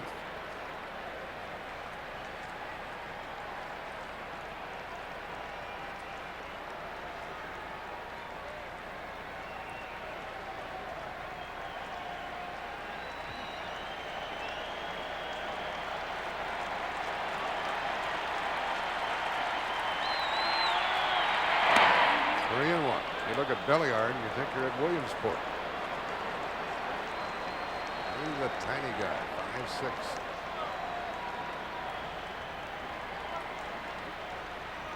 Look at his strike zone when he crouches. Tough to pitch to. He thought he had walked. 3-2.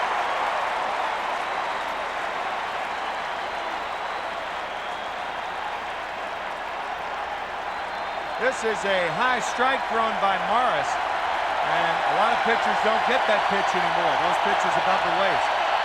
And then he got it. 6 strikeouts for Morris. He's retired 8 in a row. Middle of the 7th inning, 7th game, no score. Isn't this something? This 7th game going down to the bottom of the 7th without any score, and John Smoltz, young as he is, matching Jack Morris. Harper leads off, ball 1. Brian Harper is singled and flied out. Smoltz has fanned 4, walked 1. There's Jack Morris. He's gone through 7 innings. Ball 2 to Brian Harper, who commands that strike zone. John Smoltz threw a 9-inning victory over the Pirates in Game 7 of the National League Championship Series. Shut him out. 2-1. These hitters are being aggressive, Tim. They just can't catch up with these guys. Yep. Everybody seems to be behind the fastballs. Both pitchers maintaining their strength throughout this game.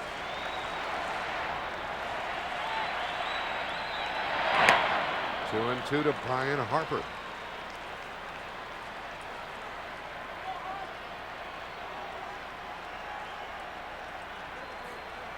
I think because they're throwing so hard, you find the infielders off the lines. There you see Terry Pendleton. It's an indication of how hard he's throwing. And he's in the right spot. Nice going, Tim. There's 1 out. He was in the right spot. Now, when you're throwing that hard, then your infielders have a tendency to play toward the middle of the field. That's why Pendleton was off the line at third base. Smoltz and Morris maintaining that power throughout. Shane Mack is up. He's had a hit. 1 of the 4 gathered by the Twins tonight. 1 for 2. He's a threat. He bunts. Pendleton with a tough chance. Excellent 2 out. What a play by Terry Pendleton. He was playing as deep as we had just shown you, yet made the play on Shane Mack. Anticipation on the part of Pendleton. The minute Mack gets into that bunting situation, Pendleton charges and watch him barehanded.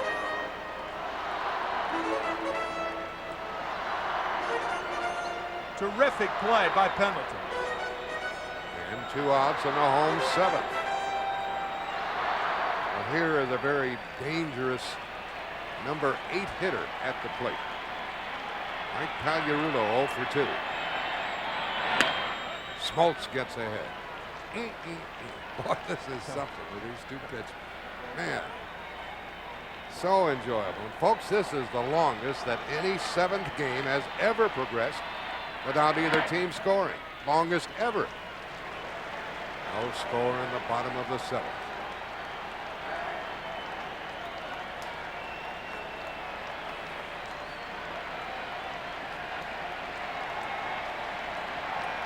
There's the line score. All pitching. Miss for ball 2. Top of the order will come up for Atlanta in the 8th. Smoltz still has to get Pagliarulo.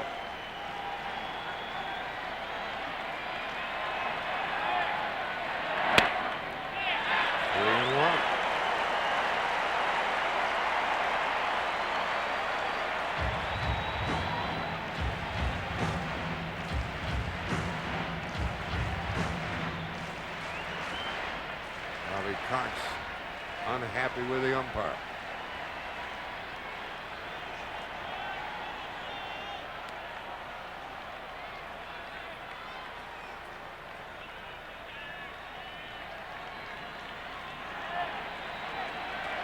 Doing a lot of head shaking receiving. 3-1 the count.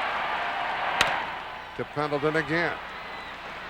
He threw out the side. We're going into the 8th inning. Isn't this something? 7th inning, 7th game. No score. Jack Morris takes it into the 8th. Faces the top of the order. Ronnie Smith, Barry Pendleton, and Ron Gant.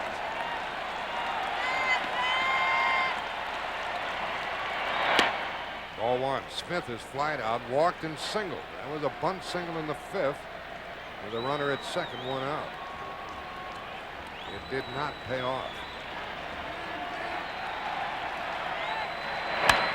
That's going to drop. I think it does. And that's the second hit of the night for Lonnie. On base for the 3rd time. Half swing got him a base hit. The third baseman, Terry Pendleton. Now what do you do with Pendleton, Tim?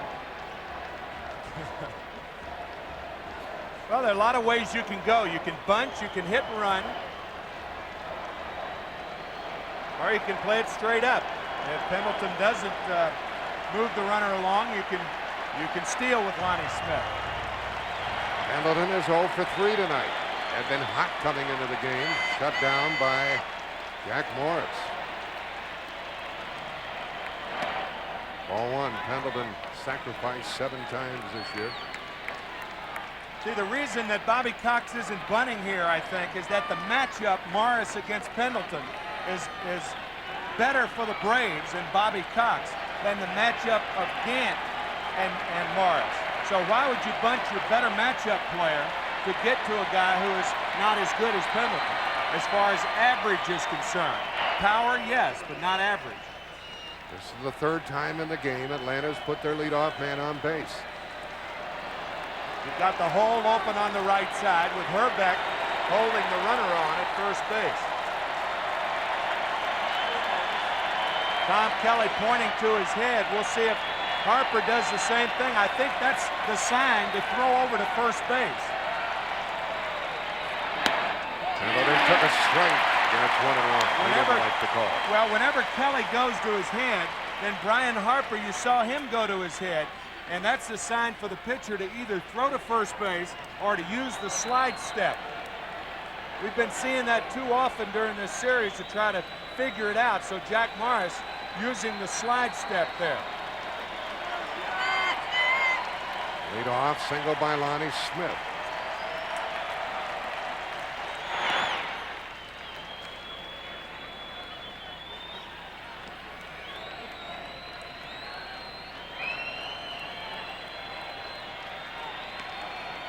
Kelly keeping a close eye on his pitcher here in the 8th inning.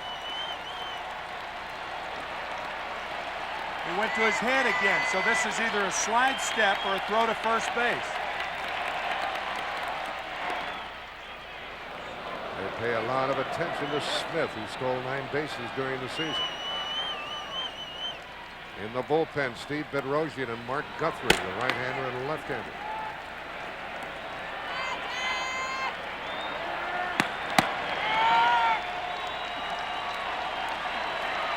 Scoreless 8th inning, 7th game, leadoff hit by Smith.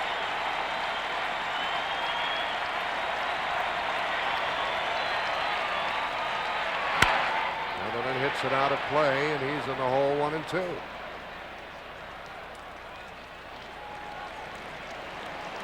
Atlanta has league's leading hitter at the plate. Pendleton hit 22 home runs this season, plus 2 in the World Series.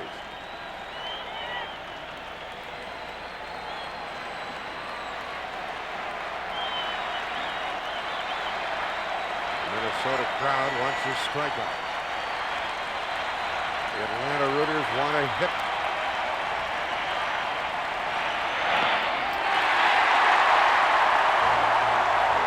The ball is in the dirt, says the third base umpire, Terry Tater.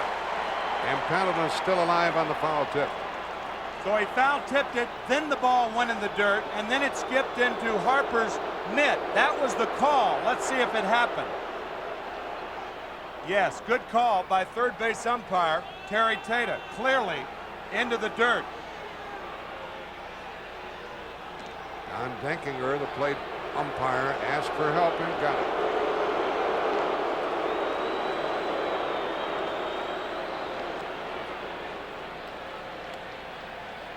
Runner at first, nobody out in the Atlanta eighth.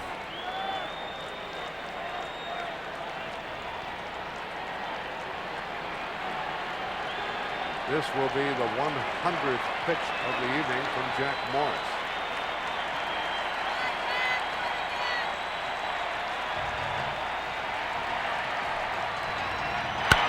Pendleton into left center field. That ball is down and a bad, well, it's off the wall. Lonnie Smith is held up at third and he didn't do very good base running. That was terrible by Lonnie. He didn't pick the ball up. He stopped when he rounded second base.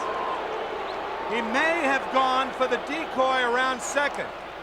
Lonnie Smith sees the ball in the gap. And look, he looked at Knobloch. You see Gagne and Knobloch combining for the decoy.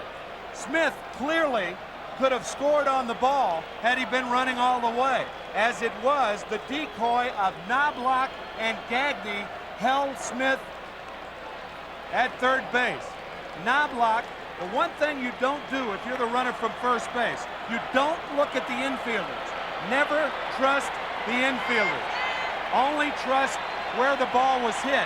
Smith with a clear view of where that ball was hit, and he went for the decoy at second base. And that's why he didn't score. The infield comes in now as Ron Gant comes up. I thought Atlanta got a bad break because the ball was going to jump over the fence. They got a bad break when Lonnie did that poor base running. And we still have no score, but it's second and third and nobody out. Another chance for Gant. And he pops it out of play. Gant is 0 for 3. He left 2 on in the third, and he left 2 on in the fifth inning. He wants at least a fly ball to put Atlanta on top here in the 8th inning. Tom Kelly goes down the line with Jack Morris.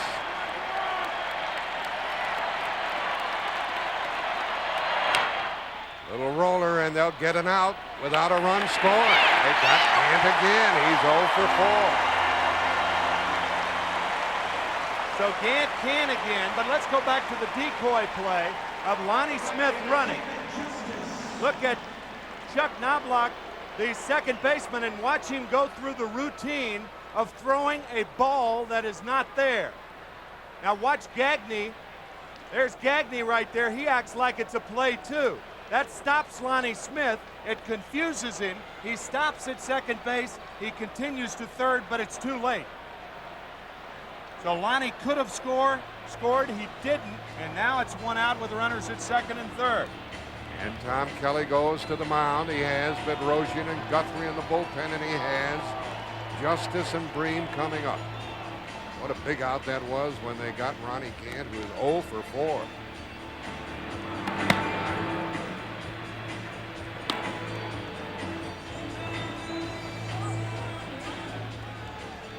Let's take a trip downstairs to Jim Cott. Well, it appeared, as you'd imagine, this conversation was Jack Morris. Who would you rather face? David Justice, Sid Bream? You want to walk him intentionally? I mean, they have made Justice look bad on some fork balls in the dirt, but that's pretty dangerous with a guy on third base. And I think that's what the discussion was about with Kelly and Morris. Who would you rather pitch to? Well, Atlanta coming into this inning had left 6. Now they've already missed a scoring opportunity. Justice is going to be walked. It will be the second pass by Jack Morris. And it's going to load the bases with 1 out here in the 8th inning of a scoreless game.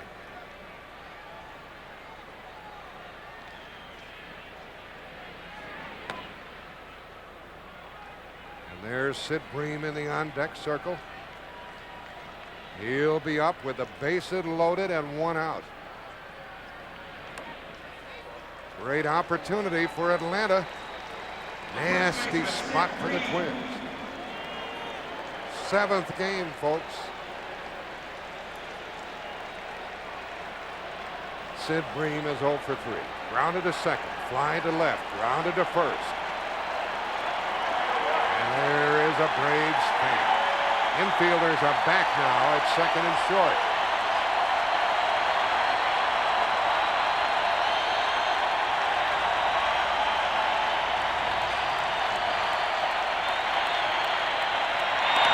Ball 1. Of course, there's always that problem too when you give the intentional walk to load the bases. The runners on base tonight. Atlanta 2 for 11. Twins 1 for 10. Bream wants at least the fly ball. Twins desperately want the double play. Good swing by Sid, and it's 1-1.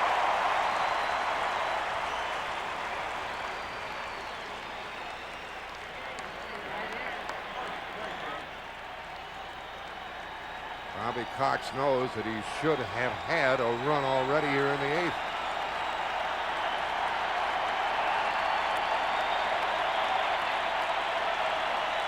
One thing Sid Bream doesn't want to do is get that 2-strike count on him with Morris in possession of that split finger delivery.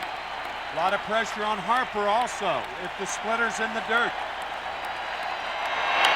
Bream is in the hole, 1 and 2.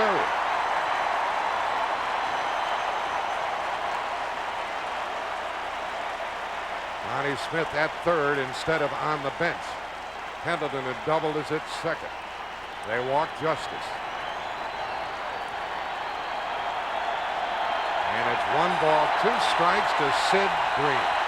1 out.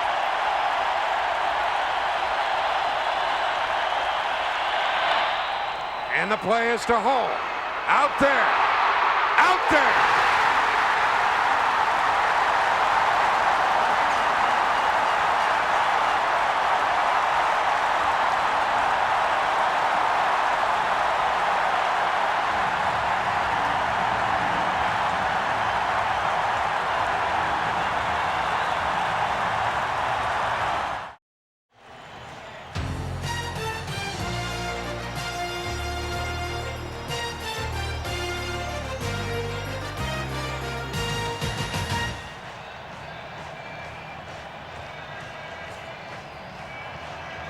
Saw it as you did.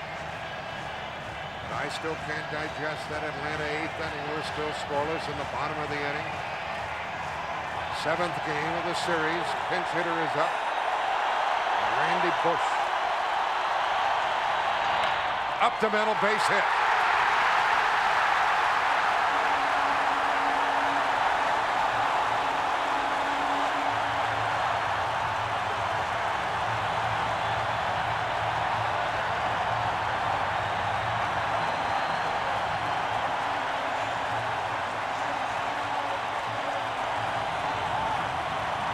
Sometimes by playing good defense, you ignite the offense. Bases loaded and 1 out. And what a huge double play this was for Herbeck. Harper back to Herbeck. That was really something, and now the Braves, by not scoring, by messing up on the base paths, have left Smoltz in a bad spot. Leo Mazzoni, the pitching coach, is out talking to John. They're going to leave him in there. We have a pinch runner for Randy Bush. That's Al Newman. Smoltz had retired 5 in a row, and Bush gets that base hit. Newman, the runner. And the top of the order is up, represented by Gladden. Gladden had 5 sacrifice bunts during the year. And I think you'll see another one here. He's 2 for 3 on the night. Wow. At top of the inning. Single by Lonnie Smith, a double by Pendleton. Smith would have scored standing up if he had continued to run. Out of play, strike 1. And the Braves get Pena, the right-hander, and Mike Stanton, the left-hander, on their feet.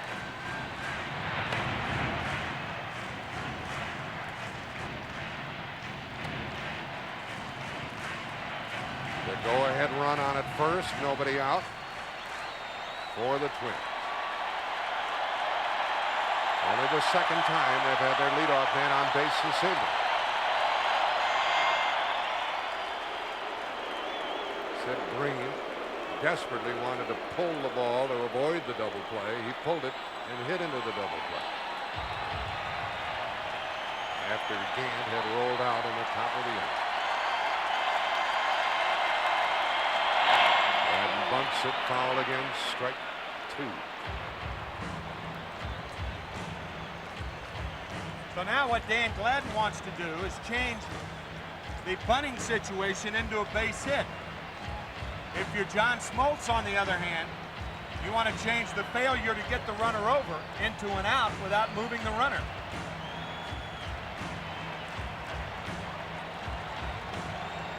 Smoltz has been a wonderful hurler for the Braves tonight, as has Jack Morris for the Twins.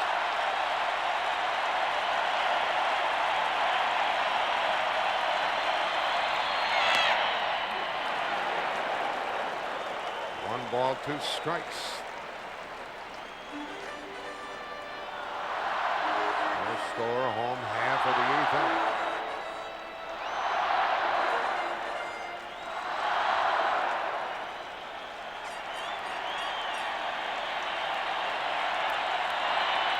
Is this Atlanta pitcher equal to the task?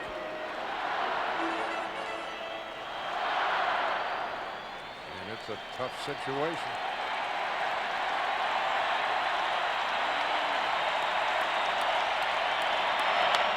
Out of play, and it stays 1-2.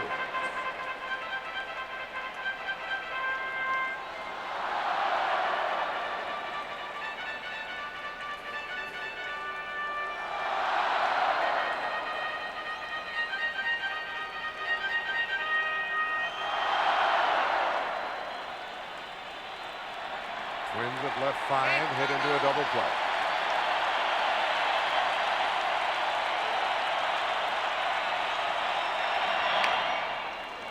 And Gladden stays up there. 1-2 it remains. The designated hitter is Lonnie Smith, so he's on the bench as the Twins bat in the bottom of the inning.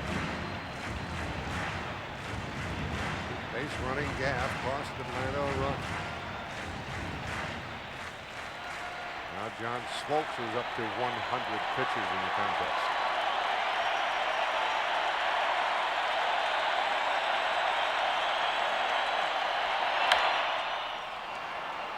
Ron Gant comes to it. 1 out, the runner back. So Gladden fails to move the runner over. And give the pitcher credit for that.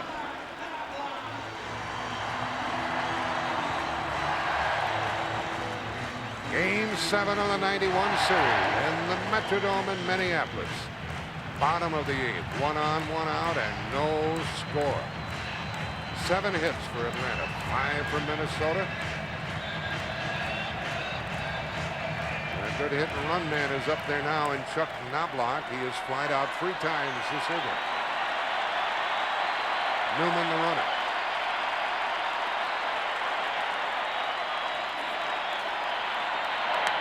Took a strike.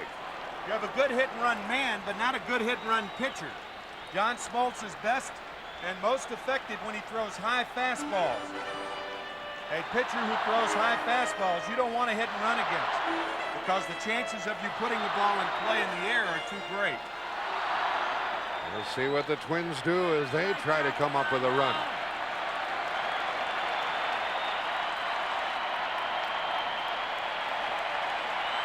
Pitch out by Atlanta, nothing shaking. 1 ball, 1 strike.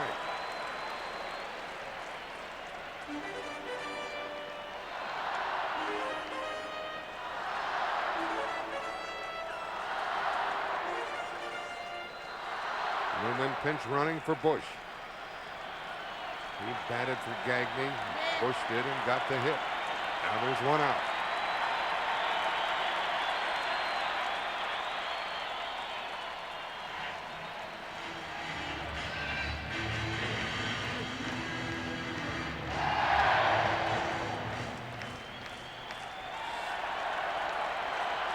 Can't say enough about this young Atlanta hurler. John Smoltz. Runner going. Base hit. First and third, 1 out. And who's up? Puckett.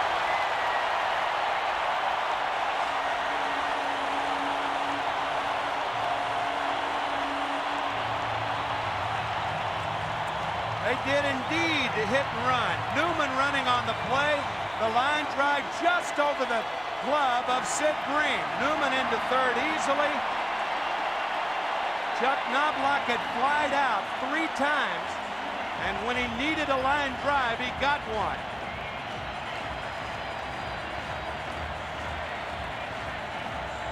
Interesting situation right here. You know what would be unusual strategy? Walk Puckett and get to Herbeck. Herbeck has not been a good hitter the whole season, and if Cox goes to a left-hander, I think that's exactly what he's going to do. John Smoltz was terrific tonight, but is knocked out here in the 8th inning in favor of Mike Stanton. First and third, 1 out, no score. Well, wasn't this young man terrific? Took the game scoreless into the 8th inning, pitched 7 1/3, no runs, 6 hits, struck out 4, hit 1, walked 1, and gives way to Mike Stanton. Let's go down to Jim Cott.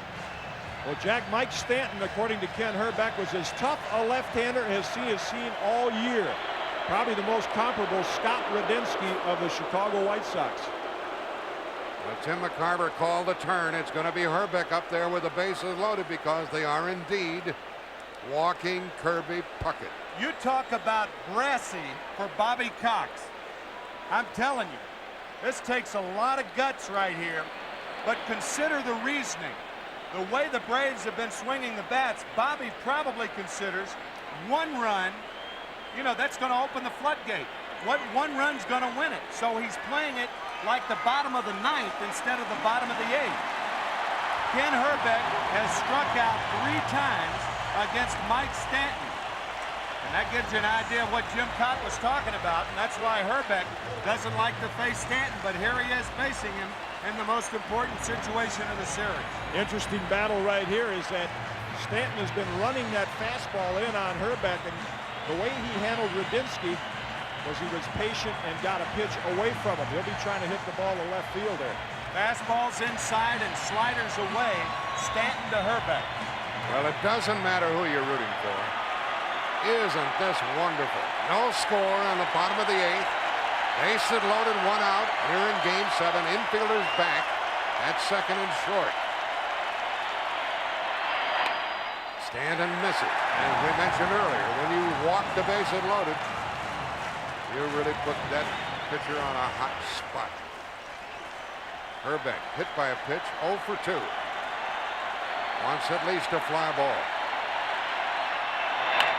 And he hits it foul, 1-1. Stanton wants the strikeout, pop up, or double play. Al Newman, the runner at third. And Chuck Knobloch down at second, and they walked Kirby Puckett. Herbeck is 0 for his last 15. 0 for 8 with runners in scoring position in the World Series.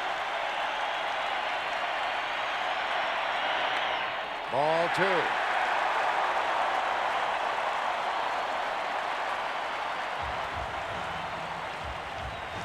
John Schuerholz, the general manager of the Braves, sweating out his pitcher Stanton, and Herbeck can look for something to swing at here.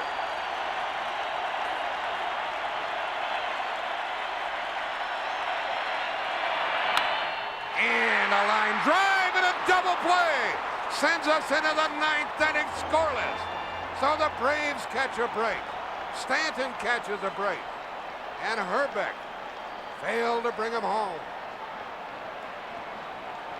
Jammed on the pitch, and Lemke is there, and he steps on second, an unassisted double play.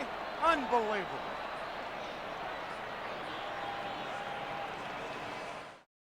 Hasn't this been, and isn't it, magnificent? 7th game, 9th inning, no score. And through it all, as you try to find a smile and you can't, you find no happy faces here among the players. Through it all, Jack Morris still on the hill for the Twins. And ball 100, we have the new shortstop, Al Newman, after they lifted Gagne for the successful pinch hitter, Randy Bush. Hunter has a double in 3 trips. To the third baseman, Pagliarulo. 1 out.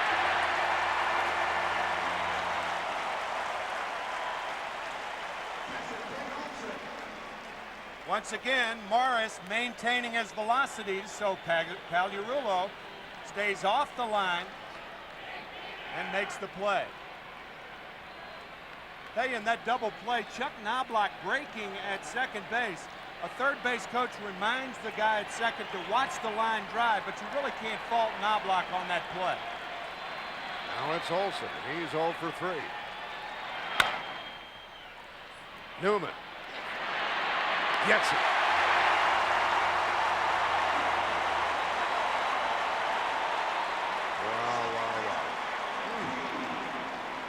You're aware, aren't you, folks, that Atlanta missed a chance in the 8th. Single by Smith, double by Pendleton. Smith held up at third base as he lost sight of the ball. And Atlanta missed a golden opportunity.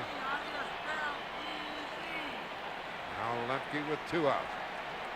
He's had a hit. He's 1 for 3. Jack Morris trying to complete the 9-inning shutout.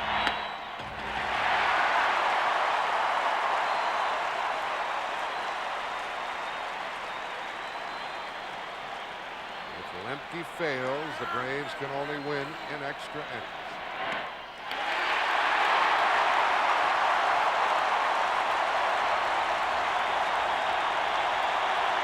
2 out, nobody on, and these folks want the inning to come to a close.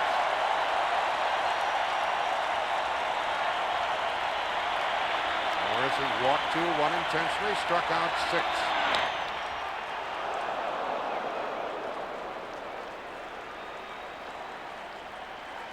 Scattered 7 Atlanta hits. The Braves have left 8 and hit into a double play.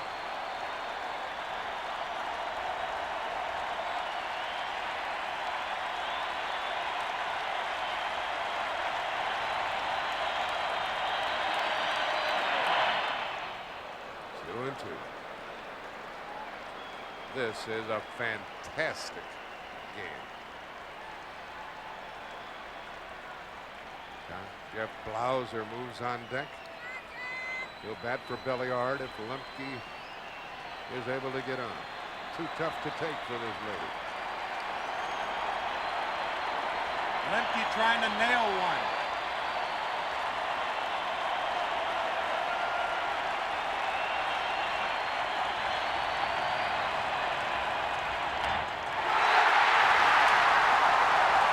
Minnesota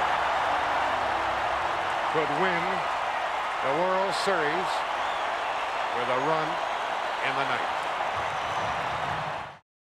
Chili Davis, Brian Harper, Shane Mack will try to win it for the Twins in the ninth as they bat against Mike Stanton. Stanton came on in the eighth and got a line drive double play. Davis is 0 for 3. He was whacking away trying to turn out the lights. He is struck out, flied out, grounded into a double play. That was while the remarkable John Smoltz was on the hill.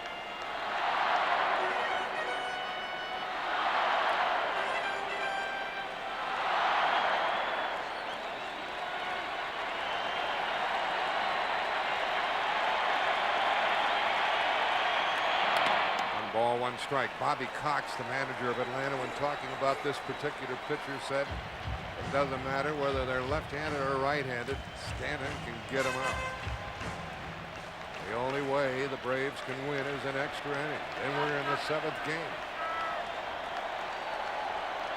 And they still have to get there. 1 ball, 2 strikes. The Twins have left 7, hit into 2 double plays. The only 7th game of a World Series that has been won in the bottom of the 9th inning.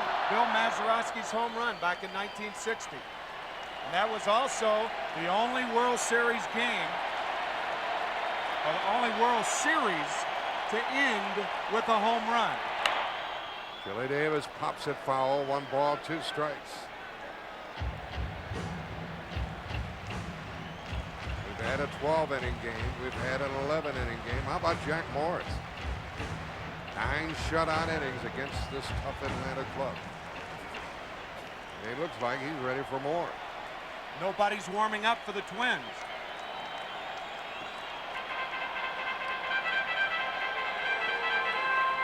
Empty Minnesota bullpen. But the batter's box is occupied by Chili Davis. Charlie Leibrandt wants to win this game in the worst way. 2-2 to Davis.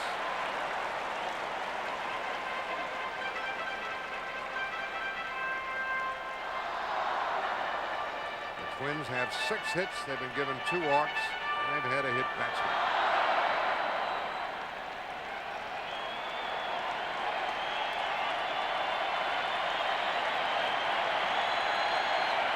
Two and two.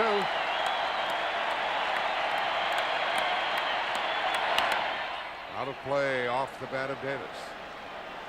To be followed by Harper and Mack.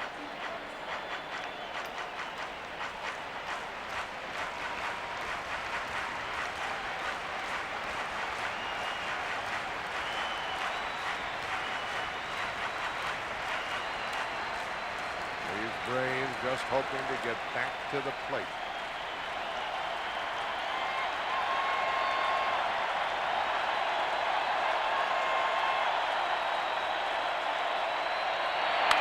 Out of play again by Chili.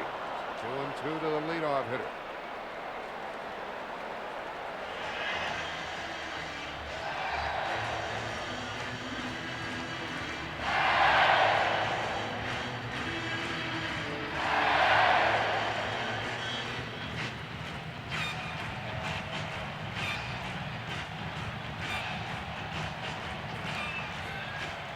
Nobody on, nobody out. Bottom of the 9th.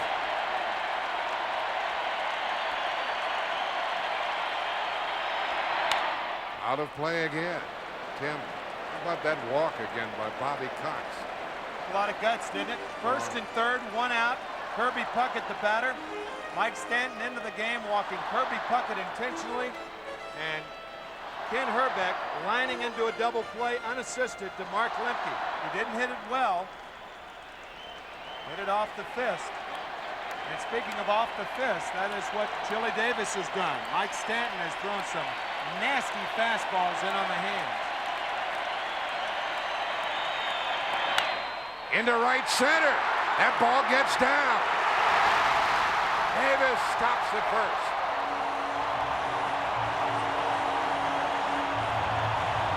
Chili almost missed first base. rounding the bag. But he's going to play it cautious anyway. The outfield was deep to prevent the extra base hit. But watch how close he comes to missing first base. Matter of fact, I think he did miss it. And that, you know, it was very close. He may have touched it with the side of his foot. But I think that's why he went back. Watch. Enough to make him feel uncomfortable, I'm sure, and so he retraced his steps.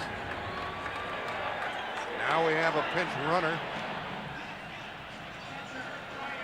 We have a pinch runner, Jarvis Brown. Here it is right here.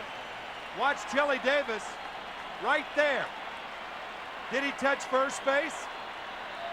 I'll tell you, it was too close for him to try it and go to second base, and I think that's why he came back.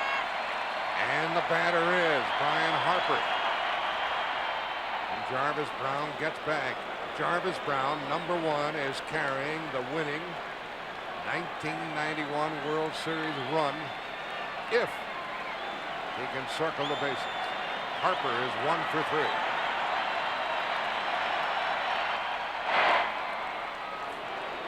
Harper bunting, he showed bunt a lot of times. That's why pitchers throw to first base, to get a batter to commit.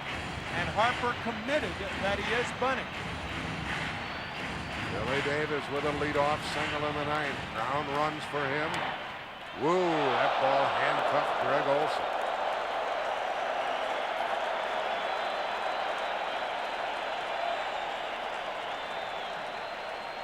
This ball almost got away from Olson. A high fastball almost took his glove off. Stanton throwing awfully hard.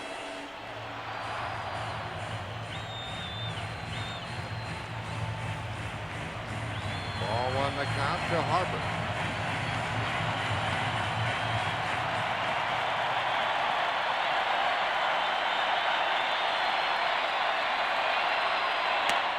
So they switched off and gave him a swing at that fastball, 1-1.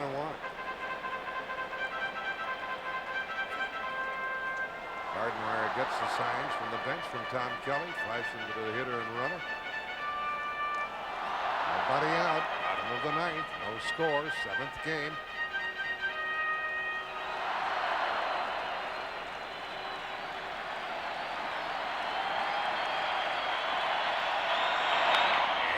Bunted well. It's a base hit.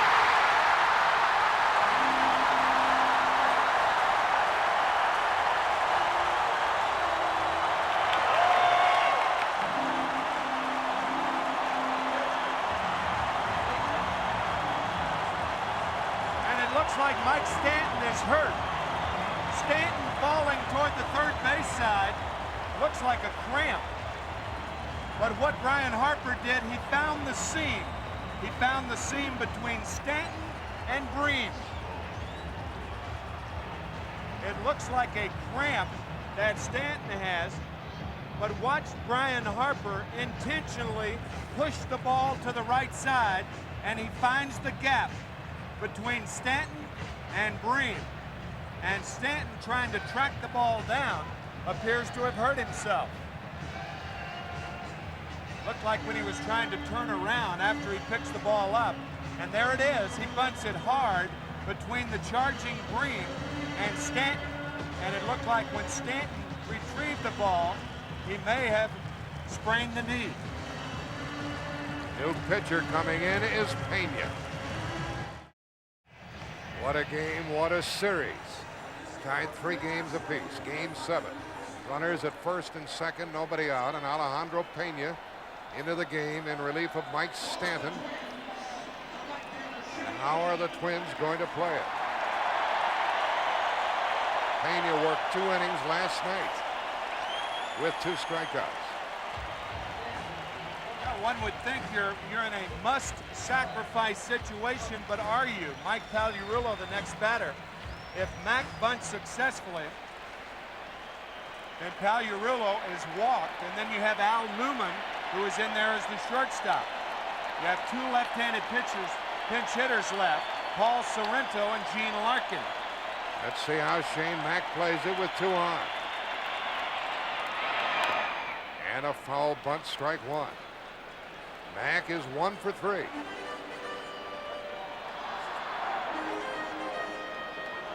Isn't this something? Leadoff single by Chili Davis. A bunt single by Brian Harper. Nobody out in the Twins' ninth, and there's the winner at second. Jarvis Brown.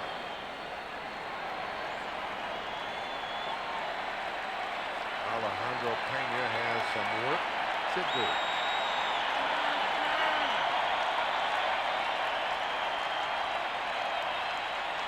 They switch off, and a ground ball to Lemke. They get one, and a double play. The runner ends up at third with 2 out. Lemke and Belliard pulled it off. How, you might ask? How? Tom Kelly going away from the squeeze or the bunt, and look at Lemke back to Belliard to Breen. The takeout slide by Brian Harper unsuccessful, and a remarkable double play turned by the Braves. What a pivot by Belliard. Unbelievable. Now Tom Kelly had his strategy backfire, and now they're going to walk Pagliarulo. I think Tom Kelly putting the hit instead of the bunt on, thinking that with Breen charging, that's going to leave the right side of the infield vulnerable. It did at first base, but not at second. Lemke read it all the way. They are going to walk Pagliarulo. Al Newman will be due up. He is being called back.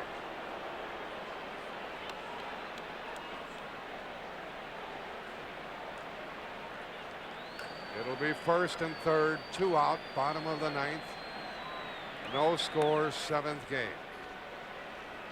Tom Kelly's scorecard. He soon will write in the name of Paul Sorrento, who will be batting for Newman.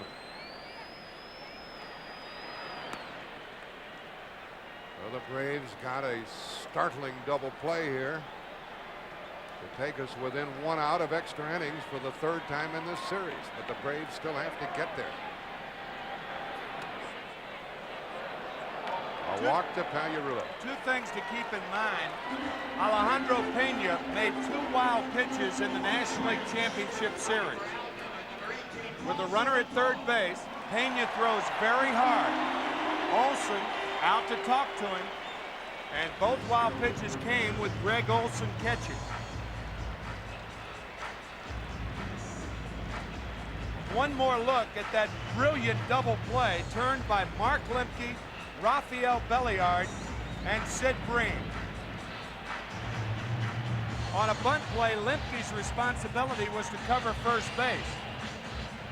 But he held his position, and when the ball was hit, he made the play and pivoted. You see him toward first anyway. Harper bearing down on Belliard at shortstop. And just a terrific double play turned by Lemke and Belliard. They're going to pitch to Paul Sorrento. 25 years old from Massachusetts. He could be the hero tonight. Pena could be a hero. And they are not holding the runner at first. The big man's at third with 2 out, and Sorrento hammers at 1. Sid Breen has moved behind the runner at first base. You're playing this game as though nobody were on first. Pagliarulo, if he tries to steal second, of course, has to make sure that he makes it. But if they're going to give it to you, you might as well take it. First and third, 2 outs. Strike 2, and another good swing by Sorrento. The reason that Bobby Cox has opted to pitch the right-hander to the left-hander here is you'd rather the inexperienced player beat you if he's going to do it. Dan Glad is on deck. Sorrento is 0 for 1 in this series. Bobby Cox hoping this game gets into the 10th inning. If it does, why haul out some more adjectives to describe this baseball game. Wow, it's something. First and third, 2 out, bottom of the ninth. No score, and an 0-2 count on the pinch hitter, Sorrento.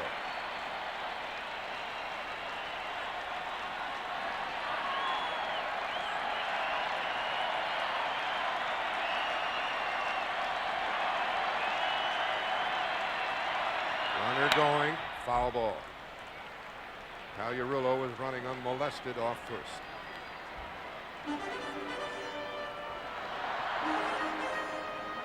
Sid Bream way back, and as we said, if they're going to give it to you, go ahead and take it with 2 outs. There's not even going to be a play at second base anyway. Both infielders, actually all 3 infielders, the shortstop, second baseman, and first baseman, playing as though there were no runner on first base. The only run that counts the runner at third, of course. Sorrento's been getting his swings, I'll say that for him. Count still 0-2. Runner going. Ooh, and another nasty swing by Sorrento. That ball up a bit from Pena, but tough to catch up with it.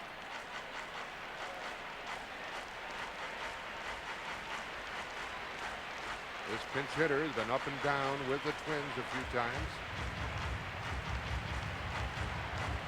There's the big run. Jarvis Brown, the speedster at third. Pagliarulo across the way with 2 out here in the bottom of the ninth. Runner going. 10th inning coming up. How much better can it get? The Twins have left 9, and we're still scoreless. Into the 10th inning we go. Scoreless game. The Atlanta bench ecstatic after getting out of that ninth. And it should not be a scoreless game. I mean, if you go back to the 8th inning with Lonnie Smith on at first base, he went for the decoy. You see Chuck Knobloch, the second baseman, throwing a ball that wasn't there to Greg Gagne. Gagne acting like he's completing the play. I think what happened is Smith lost vision. He went for the decoy, and then he looked up and tried to pick the ball up, and all he saw was white handkerchiefs in left center field. He couldn't pick it up. Therefore, he stopped. He stopped too long. Had he kept running, he scores the only run of the game, and the Braves win the World Series in a game stocked full of strategy and anti-strategy. In the bottom half of that inning, Mike Stanton in after he walked Kirby Puckett with runners at first and third. That's right, first and third, and Herbeck lines one off the handle to Lemke, and Lemke steps on second. What a bizarre 8th inning that was. Then in the Atlanta 8th, Sid Bream hit into a double play with the bases loaded. Atlanta's left 8 hit into a double play. Minnesota's left 9 hit into 3 double plays. And this is Jeff Blauser to pinch hit, and Scott Leyes plays short for the Twins. He's playing short, and that's not an unusual position for him. Jack Morris still pitching. And a foul ball. Harper can't see it, and he caught it. He didn't know where it was, but he caught it. Blauser batting for Belliard. He didn't know where it was when it was going up, but he found it coming down. Watch this. Now, he plays here every day. He's saying, I don't see it. There it is. Got it. This is the first time since 1924 that a World Series 7th game has gone into extra innings. Isn't this something? Lonnie Smith is up. He's had a walk and 2 singles. This is the 3rd extra inning game in World Series play. In a 7-game series, there have never been 3 extra inning games. Game 3, game 6, and this one. 1-1 to the Atlanta designated hitter.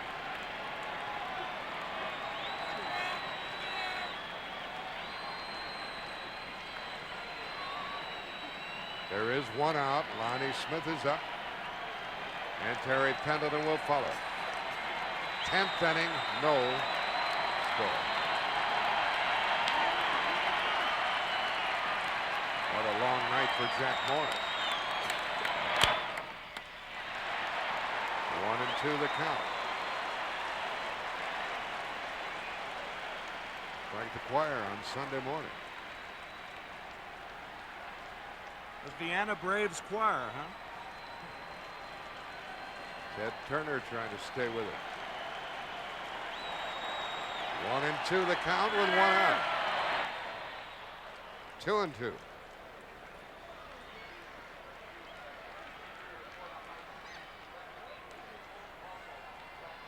Connie Smith has 3 World Series home runs. 6 hits total.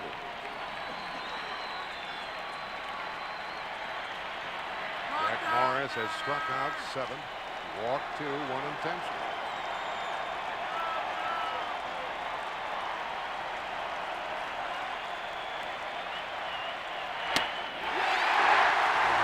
He gets his 8th strikeout.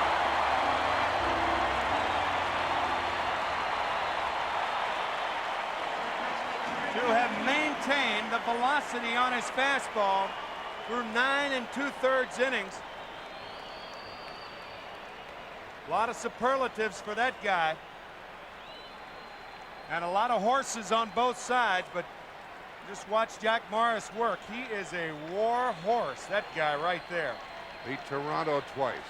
Won game 1. Pitched in game 4. No decision in that one. Takes the 7th game into the 10th inning with 2 outs. Pendleton has a double. It should have been good enough to drive home a run in the 8th.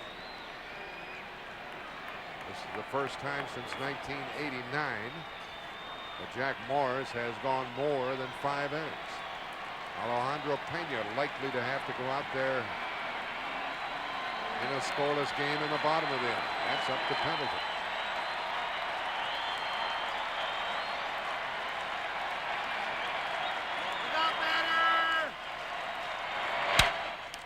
Shortstop Leas. Atlanta hasn't scored in 10 innings against Jack Morris. Top of the order coming up. Scoreless game going into the bottom of the 10th inning. And you know, a lot of times you'll attend a sporting event or watch a World Series or some other athletic competition, Tim, not realize at the time how sensational it is. Later you look back and say, man, I was glad I was there. That was something. Tonight, it's so apparent that this is one of the most remarkable baseball games ever played. Yeah, you're trying to look for some historical perspective to look back on, but you can't find any. It's a one of a kind, and it has been a remarkable evening, and everybody, I think, is glad they're here. All right, let's get on to Jim Cotton, see what he thinks after having pitched 25 years in the big leagues.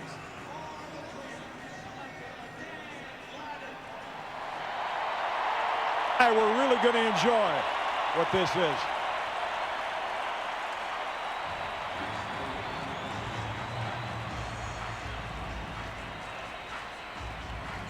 We've been a part of here for the last 10 days.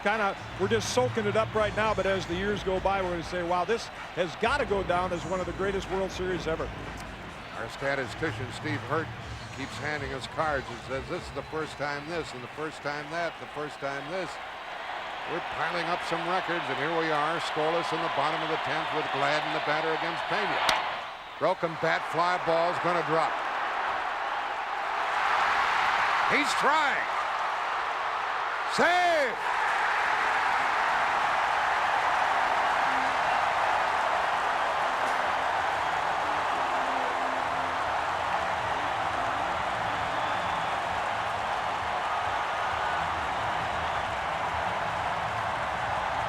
A broken bat, trademark shot over the glove of Brian Hunter, retrieved by Gant, and Gladden never slowed down.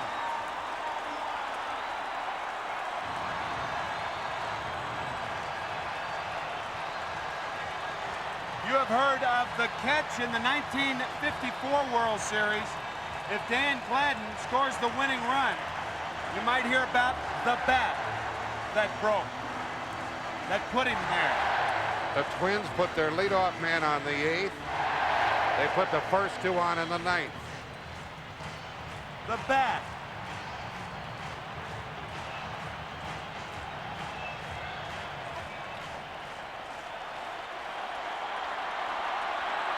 And these Twins are in great shape because their batter, Chuck Knobloch, is an opposite field hitter. He's had 1 out of 4. The odds are pretty good of him moving the runner to third or driving him home.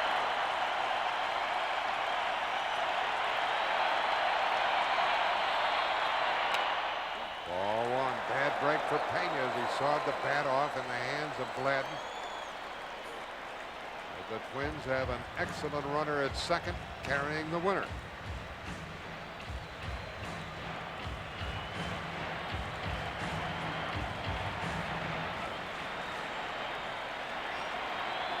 He's a rookie, folks. At the plate with a winning run at second. Is he still bunting?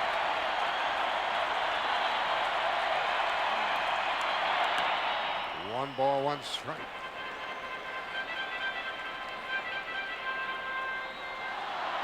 The Atlanta bullpen finds Jim Clancy and Kent Merker warming up.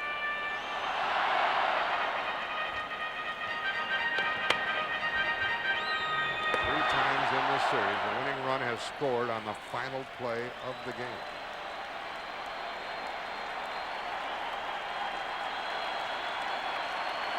Gladden the runner, nobody out. Going to take another miracle for the Braves. Knobloch bunts, Pendleton goes to first. Lemke took the throw. There's the winner at third base, 1 out.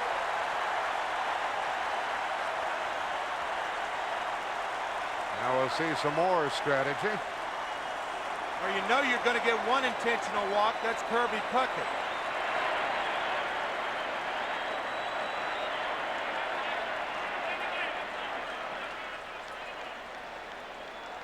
And the bunt, a successful one. Knobloch to Pendleton to Bream for the first out. Remember, the Twins have never lost a World Series game in this Metrodome.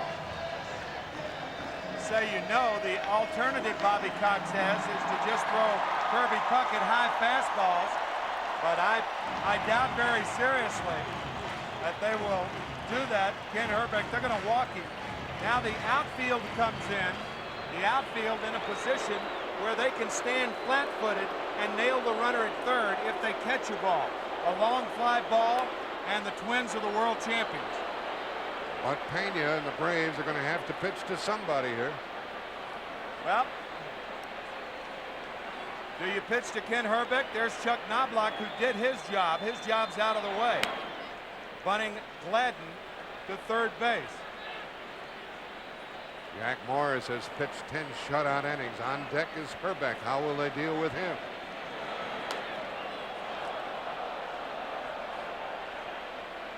Jim Cott, what's going on where you are? Well, it wouldn't surprise me to see him walk Herbeck also, because Jarvis Brown is now the designated hitter, and the last left-handed pinch hitter, Gene Larkin, has a bat up the runway. Be interesting to see what Bobby Cox tries. First and third, 1 out with a walk to Puckett. If you pitch to Herbeck, do you try to pitch him inside where he's vulnerable? Remember, Pena struck him out in last night's ball game after hitting with a fastball inside and then going away twice. Herbeck is vulnerable inside, but they're going to put him on too. And it looks like Gene Larkin is going to be the pinch hitter for Jarvis Brown. This will be the third intentional walk by Pena since he relieved. Here are these Atlanta Braves. They'll be in a spot with the bases loaded, 1 out, scoreless game, bottom of the 10th. They chased the Dodgers. They caught them and beat them by a game. They chased the Pirates and beat them in the 7th game of the playoff. They went home and beat Minnesota 3 straight games to get out of the hole. Now they're only a fly ball away from being the runner-up. But don't discount Pena.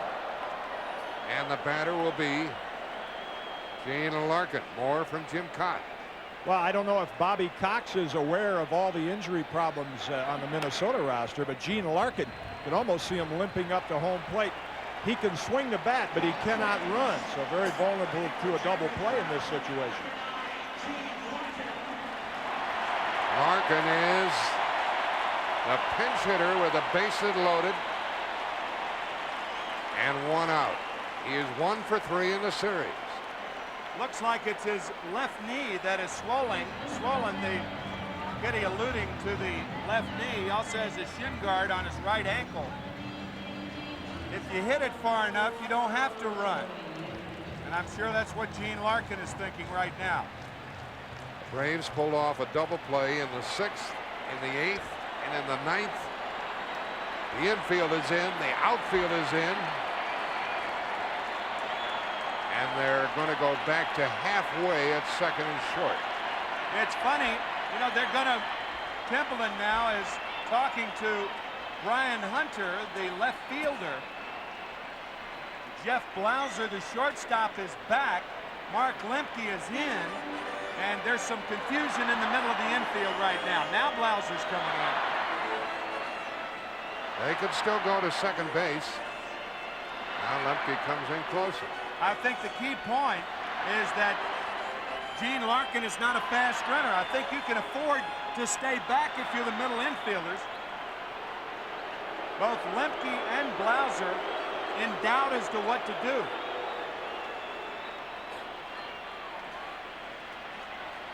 Minnesota bench hoping to get this winning run across here in the 10th. It's carried by Dan Gladden III. Bases loaded, 1 out. Infielders are sort of halfway at second and short. Pena in a jam.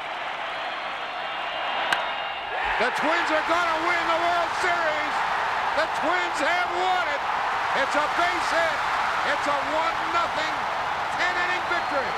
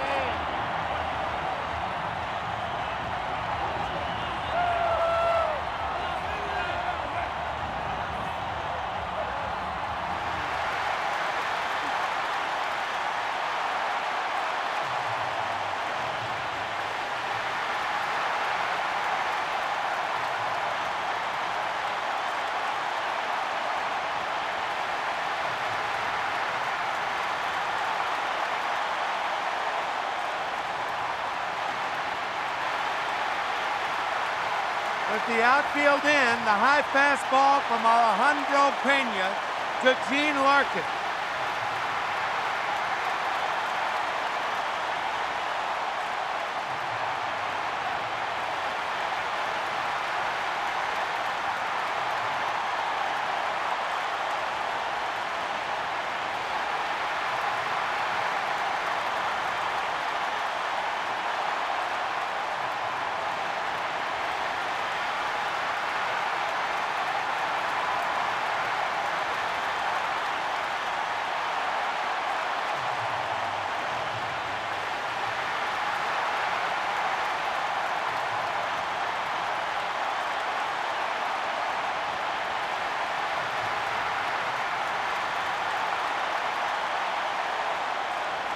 Pat O'Brien is coming up next, folks.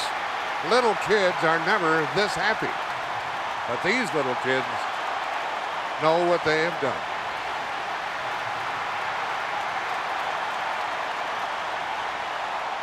One to nothing in 10.